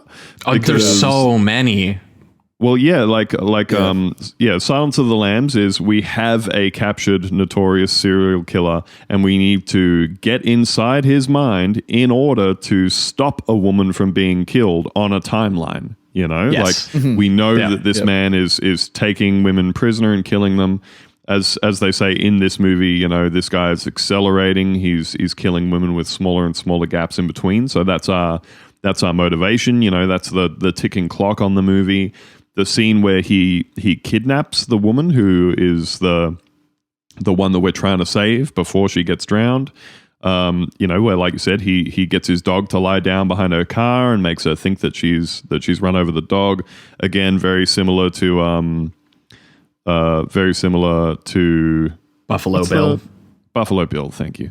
Very similar to Buffalo Bill in Silence of the Lambs. Again, weaponizing vulnerability with his cast on his arm and acting like he can't get his stuff into his van. It's in a car park as well, using that to take advantage of a vulnerable woman. And then, having a female character who has to like harness the empathy to get this information out of a serial killer. Super sensitive empathy. She can be the one who can make her way into his mind and actually navigate it and get the information that we need. And honestly, if we're talking Thomas Harris already, the element of like feeling a lot of empathy for like a killer who was formerly a very traumatized boy, it's what they do in Red Dragon and Manhunter. It's the exact but you can do this, and you can do this stuff incredibly well. Yeah, and again, I would say, I do think, like, chaining Tarsem Singh to a more conventional plot like this, even though, like we're saying, obviously there's failings, I do think it works better than a movie where he's doing like 100% fantasy type stuff, because I think we can all agree, like, Tarsem Singh fundamentally does not seem particularly interested in like telling stories about humans, like he doesn't seem fundamentally interested in telling a story about like, real people experiencing things and the plot developing. Like, I think that's why, most of his most popular and successful endeavors have literally been around like fantasies, around like, adaptations of like legends and mythology and stories for children and stuff, like really broad stroke hero's journey kind of stuff, where the outcomes are already set. We're not really looking to actually tap into the psyche of the human. We're just telling a story as old as time with fantastical imagery. And so that's why, like, out of his movies for this one, I sort of look at it and go, I think it works better when you are at least kind of chaining half of the movie to something that's like anchored to the real world, Mm-hmm. Yeah. I think for me too, like, just speaking briefly on The Fall, I think that it kind of does that as well, because it does he's telling a story to a child the whole time, so he's able to to the little girl. When he goes into the fantasy elements, he's able to embellish things and make them kind of more just like childlike or a child's story. But then it becomes this whole like subjective experience of like, is he telling this story, purely metaphorically, or is there something that ties to his life and all of that? But you can tell even in that movie, and I do really like that movie, that Tarsem is hyper focused on those storytelling elements and the fantasy elements than he is with the more grounded reality when you go back into the real world or whatever. Like you even as an audience member, and I do like that movie a lot, I am sitting there like, oh man, I can't wait to get back into the next chapter of the story that he tells the little girl, because that's just and you feel like he's feeling it too, like yes, he is going, totally. All right, let's get this out of the way. Let's rush there, I felt that way when we were getting into the fact that like the cops are investigating, the dumped corpses. You have Jake Weber. This is funny because we just talked about him 2 weeks ago on Wendigo for the first time, I'm pretty sure. Here he shows up in here as one of the cops. Dean Norris, obviously from Breaking Bad, shows up briefly. Great cop actor. And then you have the obsessive, guilt-ridden prosecutor turned detective Peter Novak, played by Vince Vaughn, following up his breakout stretch of 90s films that included Swingers and Jurassic Park 2 and the shot-for-shot Gus Van Sant Psycho remake, for anyone who's a fan of that. He was obviously a comedy guy for a long time after this, but he can do serious quite well. I mean, we've talked about how much we like him in the S. Craig Zoller movies, Brawl and Cell Block 99 and Dragged Across Concrete. I actually liked him even in that second season of True Detective that he did. He was surprisingly kind of sensitive and tough in that one. And here he is tasked with doing a very funny version of the Will Graham type, who is very dedicated to this profile he's drawn of, of this killer that he's so compelled to catch he doesn't sleep. But he's not the guy who like does the Will Graham stuff. It's Jennifer Lopez is the one who's asked to actually go and do that stuff. So it's kind of funny to split those duties amongst two characters. Yeah, there's a bit of the what was extremely in vogue at the time and is widely acknowledged as complete bunk now, which is like the serial killer profiling stuff. I'm inside his head. I know how he thinks. Devoting himself to understanding a mind like that must be so tough, Yeah, and when he's saying to Jennifer Lopez's character about like trying to convince her to go in, and do this, and he's saying, no, he needs to tell someone. He has like a want to tell someone about what he's done. It's like, how the fuck do you know? You haven't been hanging out with him. You've never met this man. Literally met him for the first time. You literally captured him, and the day you captured him, because they find like his dog breeder, so then they end up finding his way there. And when they capture him, he's had one of his, psychotic schizophrenic episodes, which they again describe as a mix of a virus and trauma that have sent him into a murderous rage and also a coma. It's actually so stupid that I don't a classic murder coma situation. We're gonna need you to go into his brain. Get in there. It's so funny. What I never realized before healthy about this things movie happening in there. What had never been clear to me before on previous viewings of this movie, and I am interested to hear whether this is something that was clear to you guys on watching it, right? Is that we have the sort of setup of the movie where we go, yep, J-Lo's doing her therapy, Vincent D'Onofrio's doing his murders, the cops are doing the investigating and everything. But when it comes to a head, they find a body, like you said, they find the extremely rare albino dog hair of his dog on the body. They use that to track down a breeder who sold it to a guy who, has this remote property or whatever. And the cops all get together SWAT style and they surround Vincent D'Onofrio's house. A blatant Seven ripoff, I want to say, by the way, of the whip panning and the editing of the frantic tracking shots of them actually raiding into his property. It's exactly like when they gear up to do to go into the sloth victim's house in Seven. And mixed with the scene where they find the creepy ass apartment of Kevin Spacey and everything too. Yeah, so it's very much like that. But from that point on in the movie, right, where they find a face down on the floor, comatose D'Onofrio, who before this point has given some indications of suffering some like seizure type effects, like he's having regular kind of my brain pan kind of moments, and he's passed out. He's comatose, and they don't know what to do with him. I never realized that from this point onwards, the events of the film are all supposed to take place in one day. Oh, okay. Oh. Like... Are they really? Yeah. Well, because they say... I guess because of the timer, the way the timer works.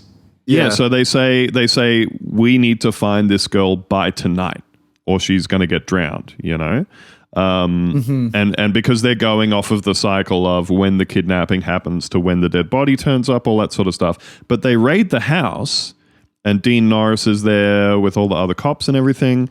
And then, they take D'Onofrio to the hospital. A doctor says, nope, he's lost forever. And there's absolutely no way he's ever coming back, and you'll never get to talk to him. Unless...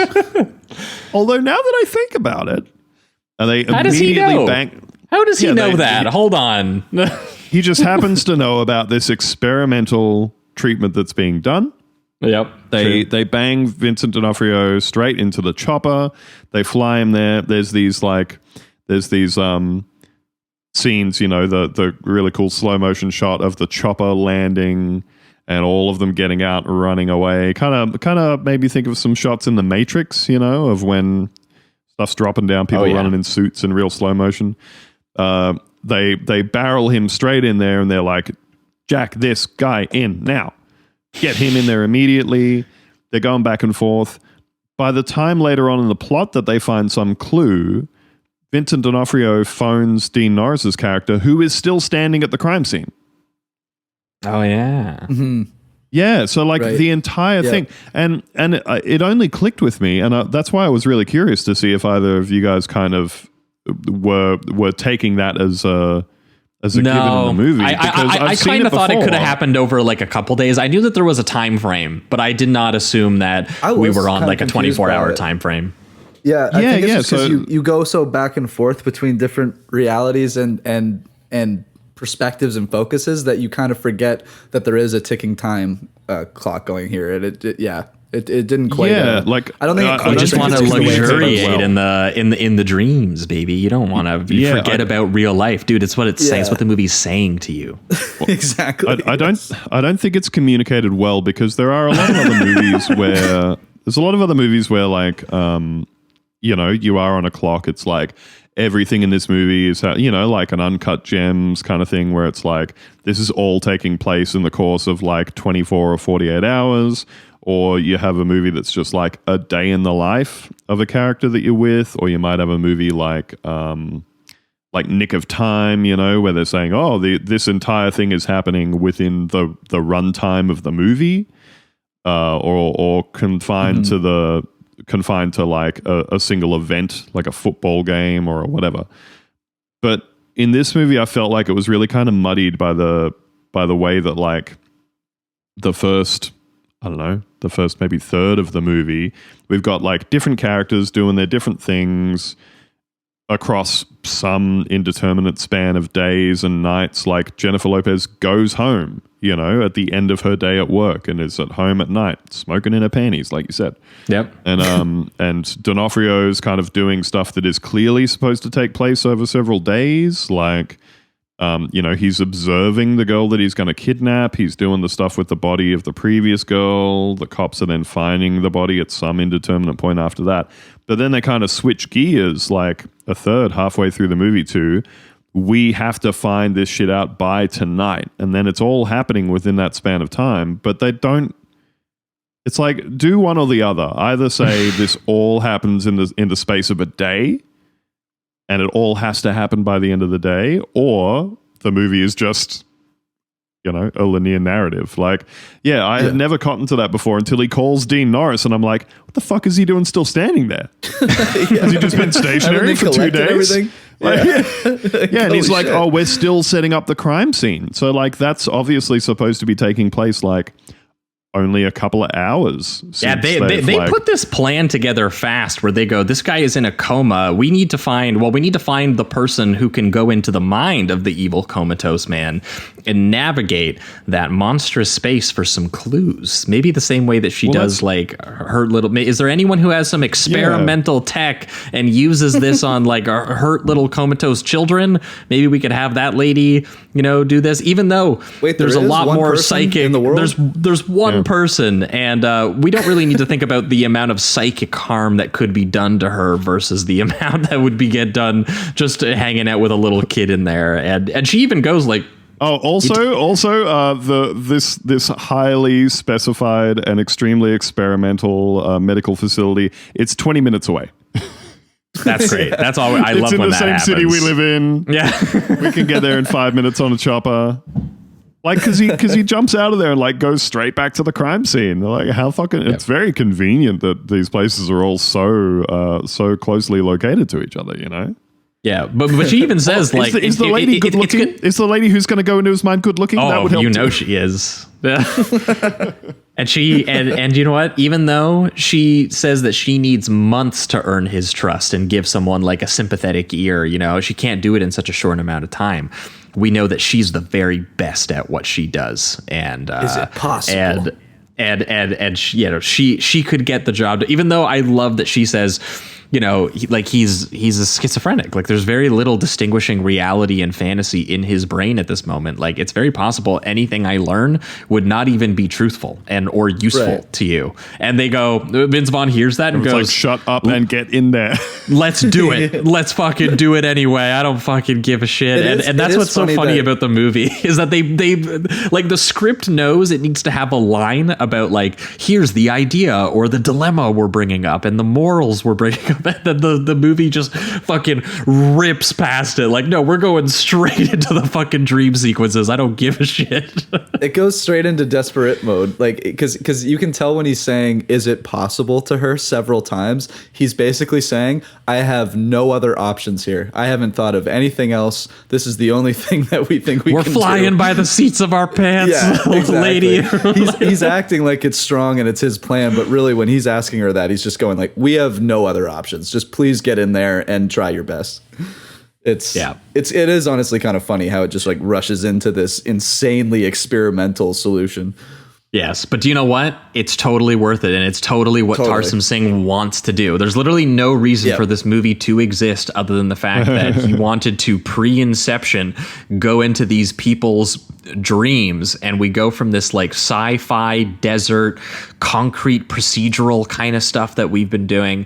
She travels into the serial killer's mind and comes out the other side, flipping around inside his mind like a creepy carnival funhouse labyrinth, essentially, where she sees the parts of themselves that people don't show to others. She sees and she feels them, similarly to the Fiennes character in Strange Days. But the way that Singh depicts this is it's this very surreal experience. It's not like grounded in the adrenaline of someone's eyes. You are within this fictional realm that their mind has conjured in a way, and you're in their memories, you're in their feelings all at once. The camera will flip through this river baptism that he experienced as a child, where his father nearly drowned him, and is where maybe this like drowning water fixation is supposed to have come from. But then it'll go into slow-mo blood droplets and bugs and miniatures of his abusive household, and this dog shaking inside of a bloodbath, and the little kid version of him running up this crazy painterly towering staircase, and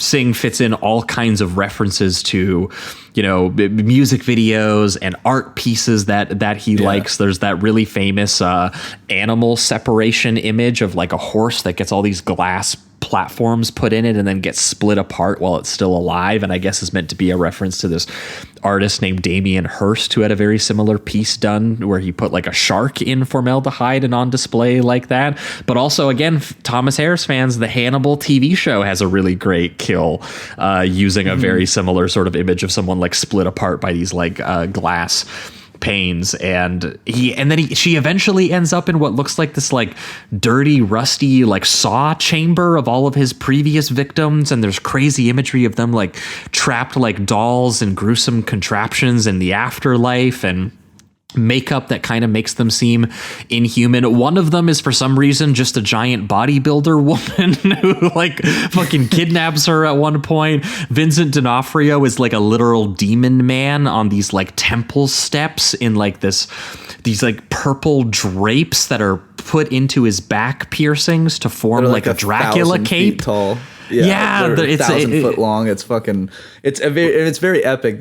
Those types of imagery too. That is very Tarsem Singh. Like that. That's the stuff that wholly comes from his brain. The like extravagant drapes that are behind characters just flowing in the wind, and these sets of stairs that look like they're endless and all of that. It's amazing, and I really do like the different D'Onofrio demon variations. Like it seems like every single time the demon pops up, he has some type of different look to him in some way, shape, or form.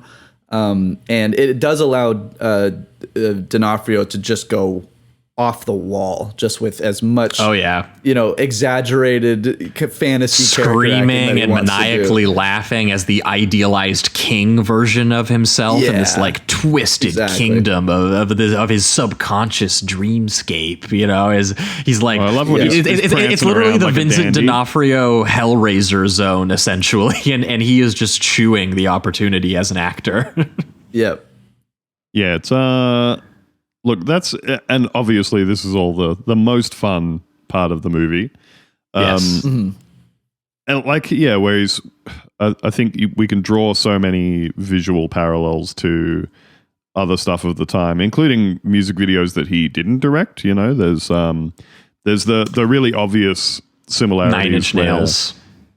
Yeah, which again, you know, you had Seven around the same time, and Marilyn and I Manson think, would be huge. Like, Yes. the stuff Yeah, that you yeah. see from Marilyn Manson almost feels like Tarsem directed every single one after you see The Cell, because like I don't like there's shots in Marilyn Manson videos that I was always like, where do these come from? These actually seem incredibly original, but so many of them are ripped from The Cell almost. Just The Cell itself. Like the one part where we'll get to in the finale where he's this kind of like half red, half black demon that's kind of going in between these very, I don't know, like these dying trees that have a lot of just jagged shapes. That I'm pretty sure there's I can't remember the music video, but there's a Marilyn Manson video that has that exact same imagery. So it's heavily the speculation.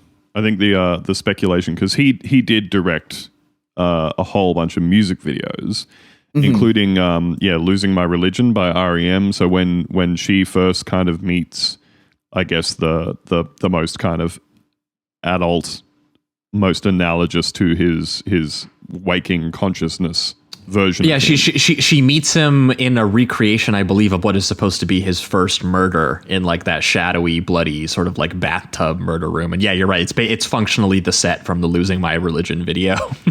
Yeah. So yeah, I think. Although imagine if J-Lo showed up in that video dressed like an H&M model. I found her costuming the most funny. That she just looks like she put on jeans and a graphic tee for the day, even in her like dream fantasy world. I guess until she gets kind of almost until she gets enslaved. Yeah. Then she gets some major drip.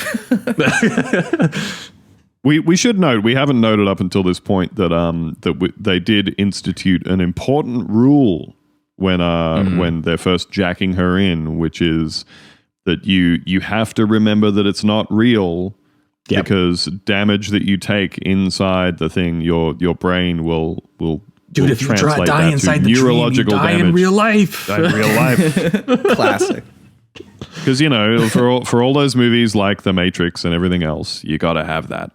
And I guess there's the other similarity with Strange Days, which is in both of the movies we have a character whose brain is just completely fried by what they've been exposed to.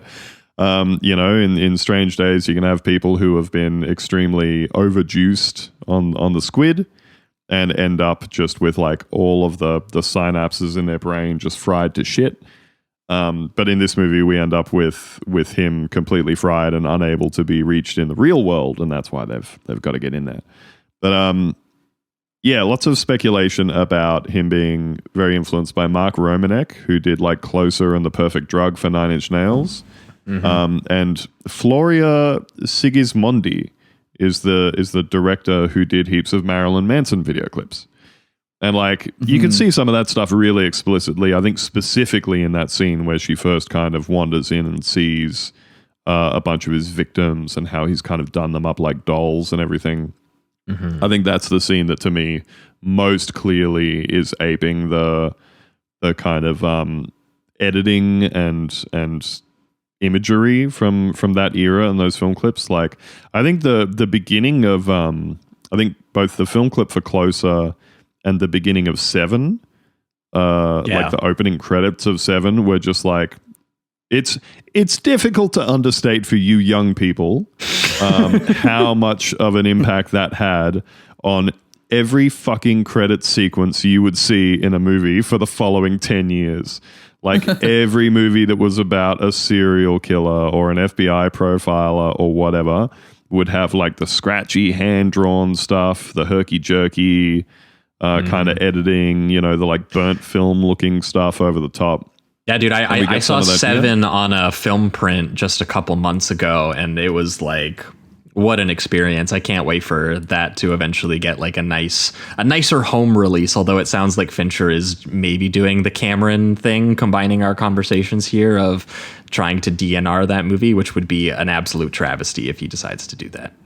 Well, it's crazy. That's such a grainy, beautiful looking, kind of experience. And yeah, there's something to be said about just how textured and grotesque that was, but also it was cool. So it immediately entered into the cultural lexicon. Yeah, incredibly influential. There are just so many movies from, the 10 years that followed that movie where if they had any remotely kind of the twisted mind of a killer kind of vibes to them, that was the kind of credit sequence you were getting. That was some of the editing you were getting. But have you ever thought that that's just how those guys think? Because that's what this is saying. That's what this is just what the inside of his brain looks like, man. Sometimes it's like that. Sometimes it kind of looks like an alien style, like Geiger, like temple looking production design that J-Lo is like falling in slow motion while her hair is blowing. I think that some of those moments are cool when he starts to mess with the perspective of the dream. Like I think when they introduced the very first I guess not dream, but being inside somebody's head. When they introduced it for the first time, he kind of has this like this side angle of the camera, and you think you're in one perspective, and then he flips it into the next. And then similar thing with what you were just saying with the Geiger kind of influenced space that she's in. You think that she's upright in the cube, and then she pushes through, and she becomes upside down. So there's all these kind of just flips on perspective that I think is cool. It doesn't ultimately lead to much besides just being awesome, but no, because then you get into the stuff that's just kind of honestly kind of banal, which is that, this guy was a kid and his father beat him and abused him and, was a violent misogynist and beat him for playing with dolls and, showed him like a naked woman and points at her vagina and literally goes, "This is a place of evil, son. You destroy this." And I was like, Jesus Christ, who fucking wrote this movie? Very heavy-handed. It's a little much. It's a little much to have the father literally point at a vagina and be like, "That's evil. You better grow up to fucking be a misogynist killer boy, or I'm going to be disappointed in you." So it's like, it's just one of those things that everything gets wrapped up. Like every little tick that he has, every single interest that he has as a serial killer is just so easily wrapped up in this screenwriter brain of the dad. In that way, it's all the dad. He every single thing gets checked off. It is. It's a little bit easy in that. sense, which is why it's not as impactful when J-Lo is going to be given the lines that like a Will Graham would get. I think she literally almost gets the same line that he gets about Dollarhide, because I think one of the detectives at one point comes to him and is like, "Are you saying that you like feel for this like freak?" And he's like, "No, I mourn for him as a child, as who he is now. I'm gonna put a fucking bullet in his head," or whatever. He's saying like all this kind of stuff. But this is what was meant to be a sort of perverse element of the Will Graham character, was that he does have empathy to the point that he feels tortured by it, and that he can understand these things he feels like he's not meant to he literally just has superhuman emotion, is literally the idea of the character. Empathy. And it's a cool idea that is like obviously made for a lot of great subjective filmmaking, and there's just something about they aim for that exact kind of relationship here, and there's something so funny about it. There's something about the performance, and there's also something about how heavy-handed it is about how evil this child is and how evil his upbringing was, where you go, I don't know if you're gonna actually get save this kid, because as she's having these things where she's like, "Oh, I feel so bad for this child," D'Onofrio will appear behind her with devil horns and then put fucking, "I'm going to kill you." And then literally put like a fucking collar on her, and her vitals drop, and she forgets the world that the world isn't real, so Vaughn needs to go in after her. And there's the whole fucking sequence where he goes into the sort of lawnmower man psychedelia to get his way in, and he finds her in there, and she's garbed like one of his caged women at this point, like dressed up like one of the doll victims, and she's in this black like dress, and she's got the big like red like neck brace on that's like chained to the bed like as a servant, and the camera is like flying behind Vaughn and doing these flips as D'Onofrio comes up behind him and puts a red bag over his head while he's dressed in this like gold and green like royal garb, and it starts this whole torture sequence where he rips open Vaughn's like stomach, starts putting his hands in his guts and spinning like a seahorse rotisserie to pull his intestines out like a literal just an evil Jack in the Box almost like kind of moment while he's maniacally giggling. And there's something about how extreme and crazy that imagery is that just makes the Will Graham empathy moment of I mourn for this kid like just not play for me. I just go, dude, we're talking about like, he's the devil. He's literally the devil right now.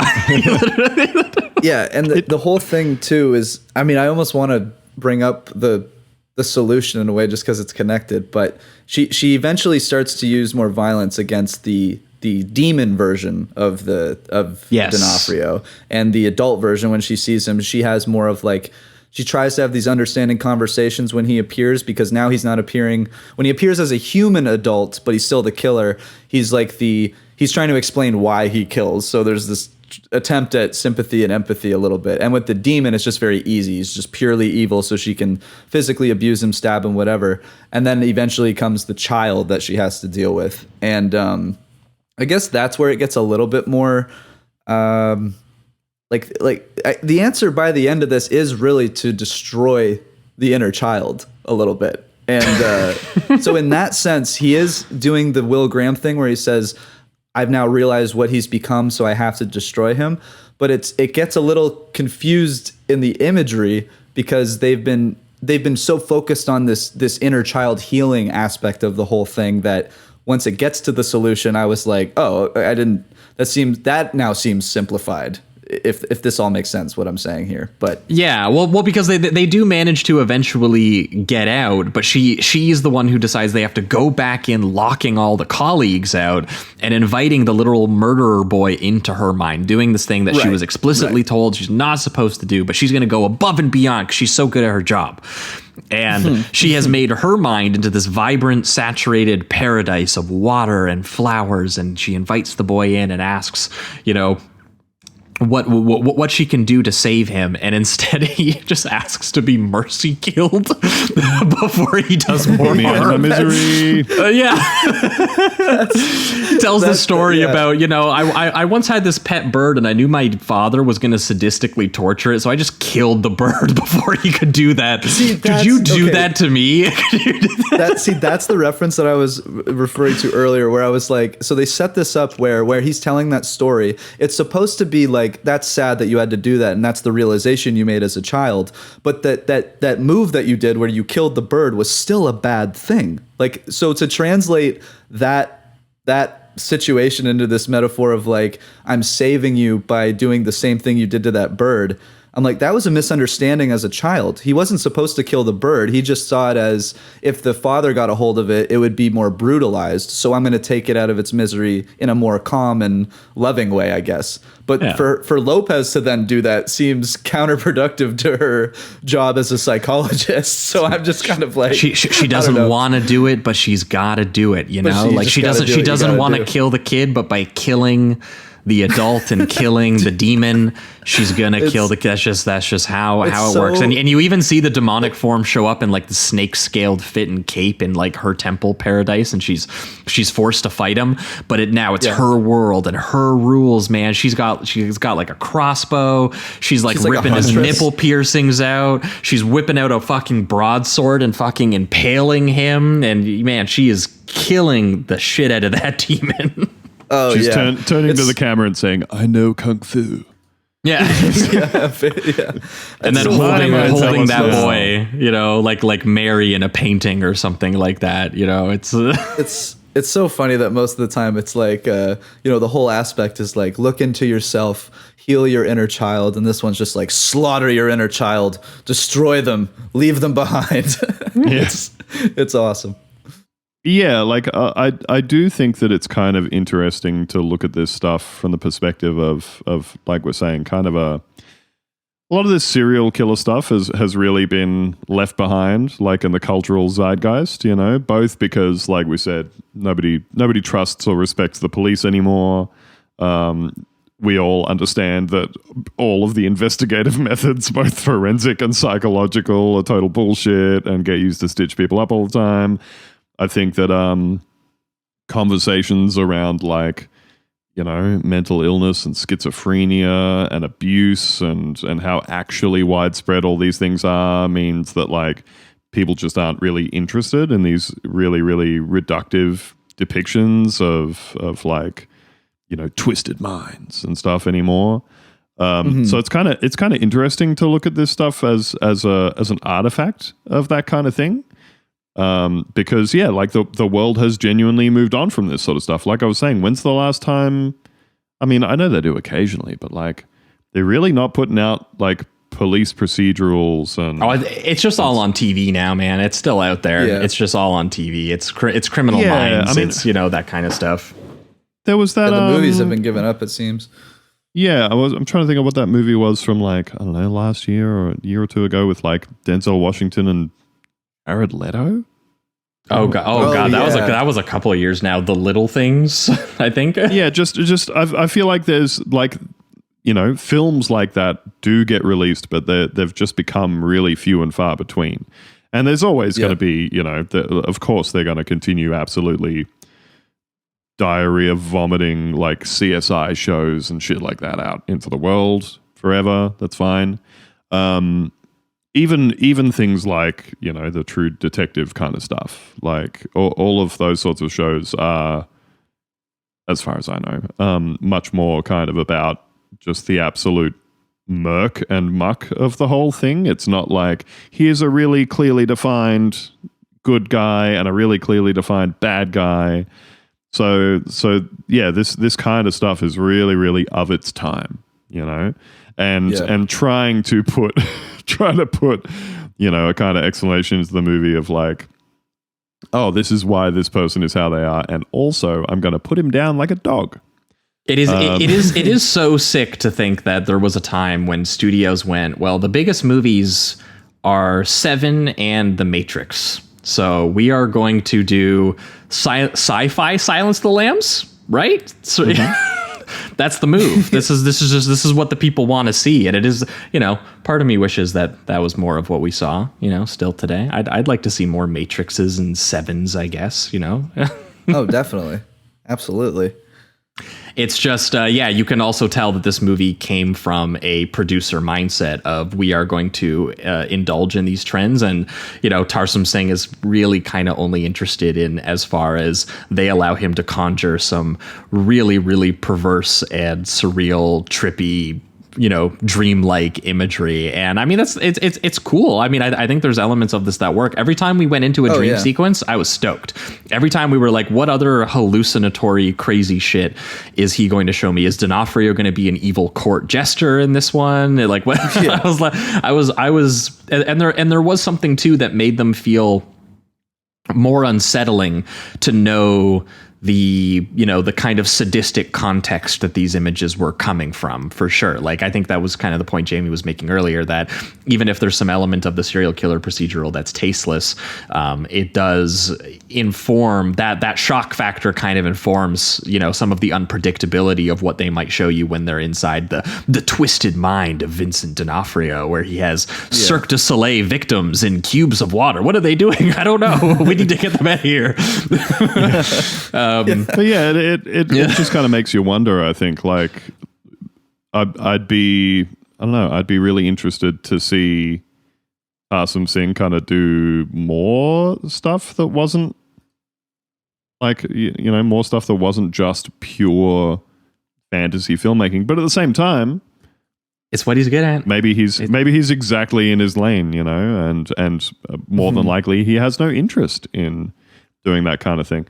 Like, you were saying, I mean, I actually have a very interesting note about this. If you want to know, he has a new movie coming out. and I didn't get a chance to see it. It's pure drama, right? Yeah, it played at the Toronto Film Festival last year, and I couldn't get a ticket to it. I was so pissed. It's called Dear Jassy, and it is a like a passion project for him about a Punjabi Canadian Romeo and Juliet story that he wants to do about a really horrific true crime honor killing about an Indian woman who was killed by her family for secretly marrying outside of an arranged marriage. And it's a true story. And I heard really good things about the movie, honestly, that it was this really romantic, very just low key, but like really well framed and directed drama with a really obviously shocking and disturbing finale because of how the story ends. And so I heard a lot of mixed things from people who knew the real story, said that it was really well done, and people who didn't know the real story were like, that ending came out of nowhere. But it does sound like he made a movie that is just like kind of like his version of making like a biopic kind of story, but just something he was a subject he was really passionate about. So either way, that's the next Tarsem Singh movie, and it's done. It's out there. I don't know when it comes out. It's hopefully I'd be interested in that. Comes out like this year, but that probably has very little crazy demonic D'Onofrios running around or like Immortals action set pieces, I imagine. So for anyone interested in seeing what he does outside of that, that's coming soon.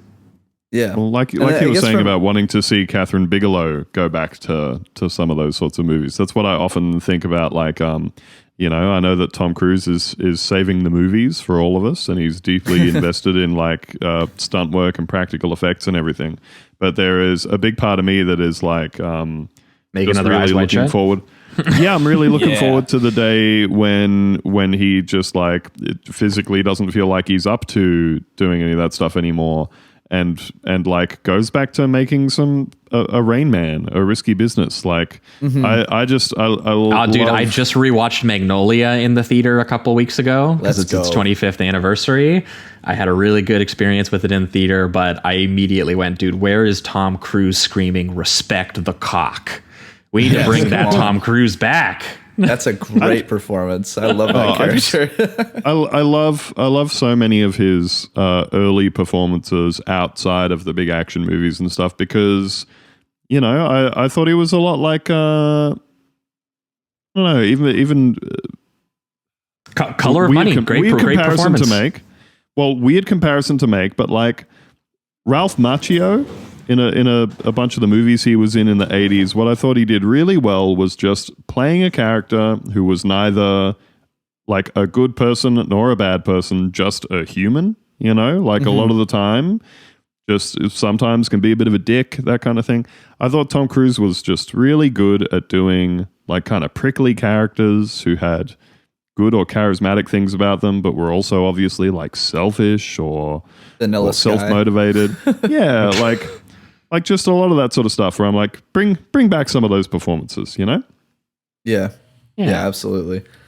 Well, before we get too distracted by where should Tom Cruise's career head next, we should wrap it up with the cell here. And the one sequence I think we just haven't mentioned because it cross-cuts actually with the, she's been going through this entire sort of dream scenario and is killing this demonic serial killer, which as a result is also killing the child version. And I would say one of the few really effective filmmaking moments for me was that Vaughn, while he's doing all of this, he spotted some sort of insignia during the dreamscape that had a logo that looked similar to the hoist at the crime scene. Either way, a whole thing. He traces it back to a government property where he's built this tank underneath it, and they fly the helicopter to dusty locale. It literally looks like when the end of Seven, when they roll up to the place where it's what's in the box, but instead he's going to go to his subterranean dungeon where the last victim is just about to drown to death, and Vaughn is shooting the glass. He's trying to break it. He's freeing her,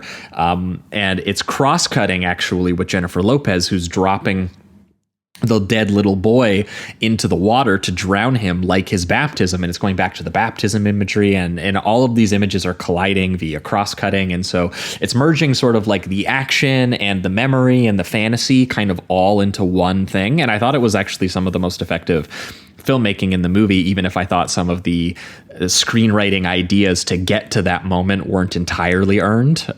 It was just one of those things where really effective cross-cutting like that merges action and memory and fantasy all into one thing is just something that is really, really effective. And yeah, seeing like Vaughn holding the victim crying in the broken tank, and J-Lo holding the drowned boy, having just killed this abused child essentially, and the two forms of crying actually cross over on the audio track and even merge at one point. Yeah, I was like, it's a neat little sequence that is then given a very funny wrap up where they go their separate. They're like, we got my man, we got the catharsis on solving the case, but Jennifer Lawrence, she experienced such deep empathy for that guy, that crazy, insanely misogynistic, gruesome serial killer, that she keeps his dog. Because there's a little part of herself that just kind of that got left inside of her when she welcomed that boy into her little mind pool, I guess.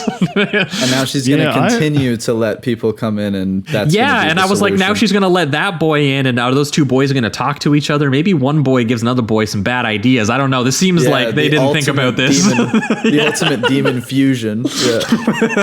Yeah, when they were saying at the very start of the movie, they were like, oh, you know, we tried out all these other very well-regarded child psychologists, and all they would do is observe and report, whereas she gets in there and starts fucking around with stuff. Like, she gets in there and starts tinkering, and like, job done. Yeah, and she's like, no, I want to bring them into my mind and change their mind, and I was like, no, I'm no qualified therapist, but I was sort of like, are you meant to be like actively, you know, rewiring stuff in there? I was gonna say, you would think the movie would be partially about this subject, you know, considering like what it is, but it's not. It really doesn't think about this at all. Yeah, I think the majority of it is supposed to be like, they give you the tools to reflect and figure it out with their help, but within yourself kind of thing, not this like forced change of perspective or psychological outlook, I guess. It's kind of funny when you think of it just on a practical sense of psychology and the practice of it and stuff. Yeah. But Tarsem Singh, he's not that invested in reality. I think we can all agree. Yeah, we're not watching a Tarsem Singh movie for that, I guess. I like, that's the thing about him, is his aesthetic is just so it's just so it's beautiful. Yeah, it's very original. Like, I find when I see certain, even though he takes a lot from these like abstract paintings, I've just never seen them put on screen the way that he does it. And when I look at a lot of shots in his movies, even if I didn't know it was him, I think he just easily. And you've definitely never associated those paintings with a Thomas Harris serial killer, like a horror movie, you know, type experience. So it is a cool thing that exists. I mean, it was such a unique thing, especially in 2000, that it got the coveted Roger Ebert 4 stars, and he put it on his top 10 films of the year. And he was like all for, you know, this is like one of those classic movies you watch now. I love going back through old Roger Ebert reviews and finding like a movie that literally nobody remembers today, and that he was like, at the time, was like, this was the greatest movie that had ever been made. I watched a Richard Gere movie a couple months ago, I feel like, that I saw that for, and I was like, dude, it was like Primal Fear or something like that. I was like, when was the last time you heard people talk about a movie like Primal Fear?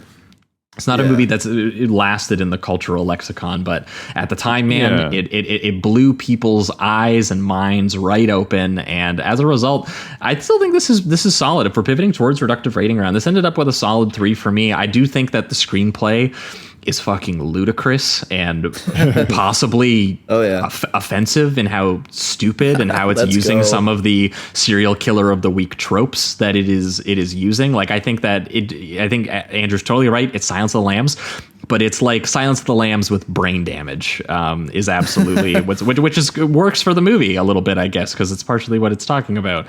But I think that due to the 90s trends of the time being like something like Seven and being something like The Matrix, so you get this like virtual reality, cyberpunk therapy, dream sharing stuff. It's, you know, you couldn't get a filmmaker who would be better merged for that kind of element than Tarsem Singh, who is at a certain point, it was like the sentimentality and the cliche pop psychology stuff and the thinly sketched, like, brief characters and moral dilemmas that they kind of bring up for like a scene before they go, and now into the plot. Singh is just, he's so good at artificial sensory experience. And every single time I was like in the real world with J-Lo and Vince Vaughn, I was like, this is a little tropey. It's a little like generic. But it's tied to just such crazy, expressive, operatic, like horror, fantasy, dreamscape imagery and imagination that, it does kind of end up elevating some of that stuff, because even if, some of it is, just the same kind of tasteless serial killer, like his ritualistic opening, I was like, Jesus Christ, how many isms can you give this guy for this opening?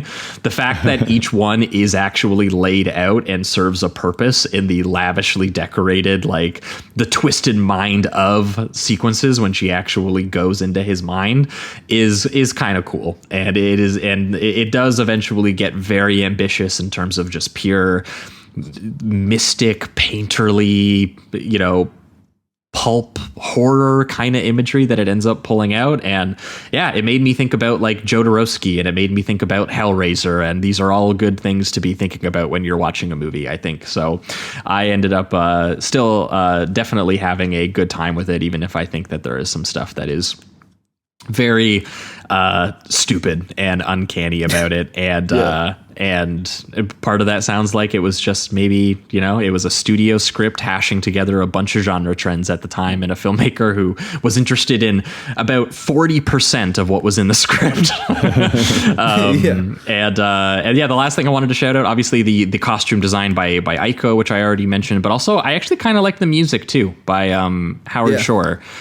Who did Cronenberg's very icy, mournful composer for many years. Also Fincher's guy for a couple of years, and also went on to do Lord of the Rings. So I was like, there's some like mournful, romantic stuff during the cross-cutting in the finale that made me that whole sequence itself was maybe the best sequence in the movie. So that was why the music kind of stood out there too. But yeah, colorful, surreal, wild, Jamie said extravagant a couple times. I'd throw in demented.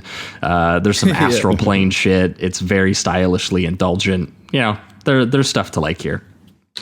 Yeah, I'd also give it a 3. It's a pretty solid 3, honestly. I do like this movie. I agree that I think it's very stupid when it comes to its like what it's saying about psychology and just kind of mapping it to a serial killer and the past trauma and all that. I think it's very very basic, and not even basic. It's probably just wrong, So the weirdest thing is it's stuff you've seen in a movie like this before. Like Thomas Harris also trafficked in these ideas. It's actually more convincing in his versions than this.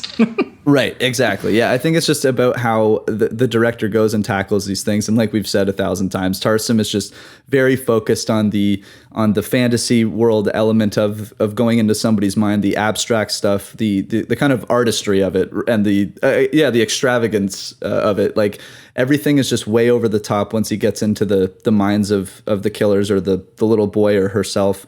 And it gives him a chance to do what he does best, which is just incredibly epic visuals. So I love that aspect of it. I do like all the artistic influence he takes from painters. I think Tarsem just has a very original visual style, and I really like it. So one specific transition I wanted to point out, because I didn't, was the bedsheet transition that they do, where his camera starts to pan along the bed sheets that she's in, and then it turns into the dunes of the desert.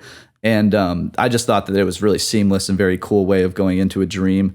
I actually do kind of love how trash it is in a way. Again, it leads to a lot of stupidity, but it also just leads to a lot of glorious entertainment. I think Vaughn could have brought more of that like sweaty addict energy. It seems like they set something up in the beginning that he was kind of on edge and might even be an alcoholic, but they never really dive into it again.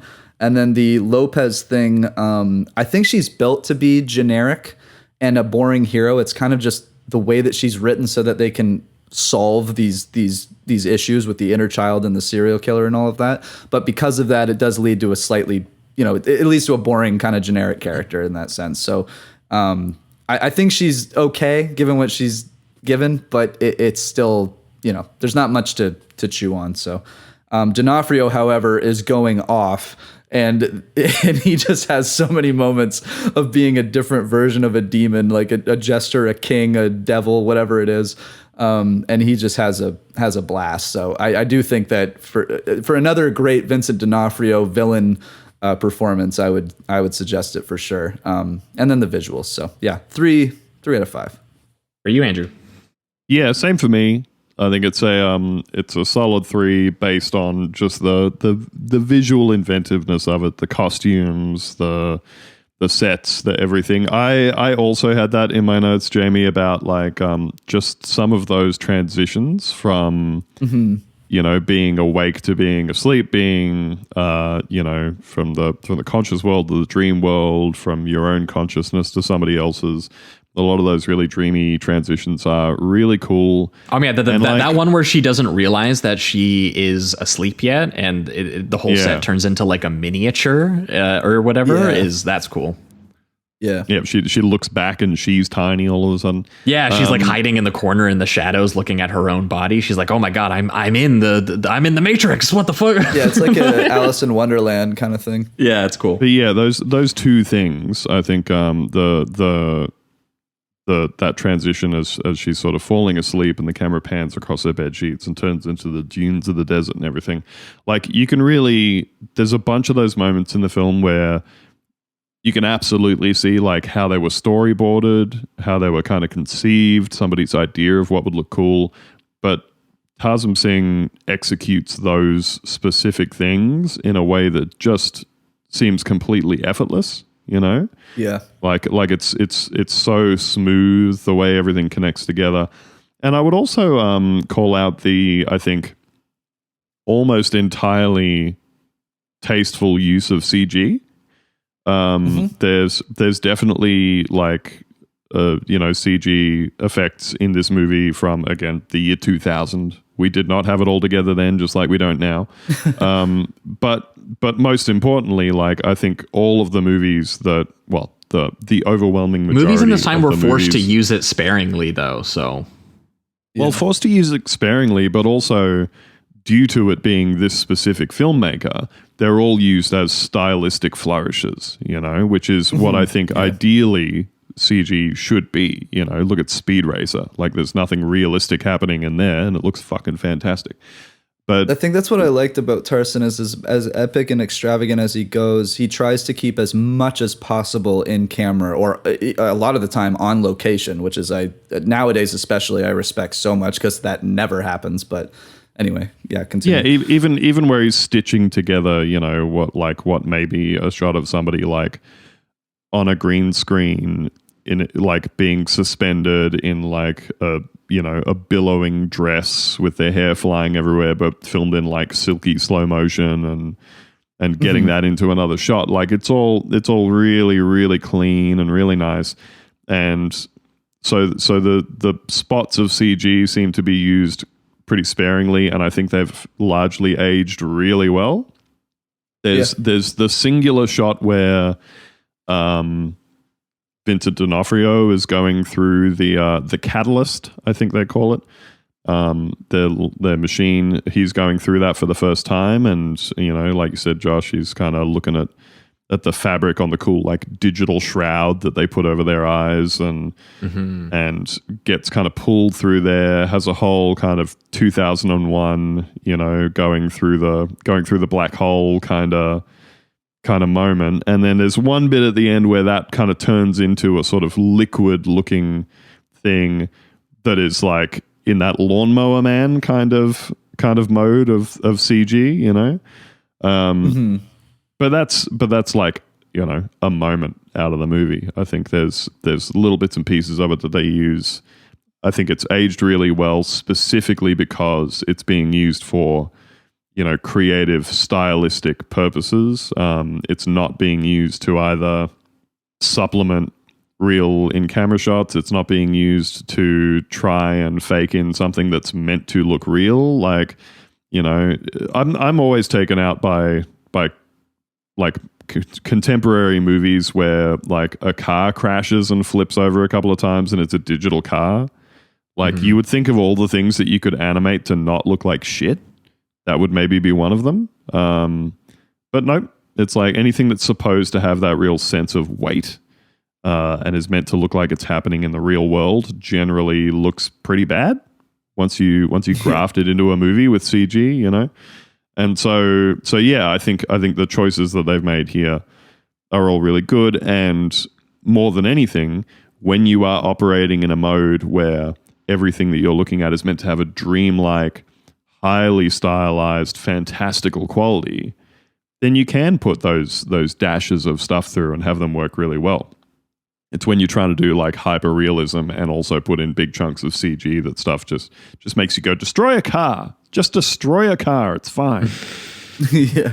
Blow some shit up. Put some 44-gallon drums of petrol in a small building and blow it up. Imagery, if it looks artificial, a lot of the time it's still going to work because it's designed to be like it's not meant to be exactly what you're looking for.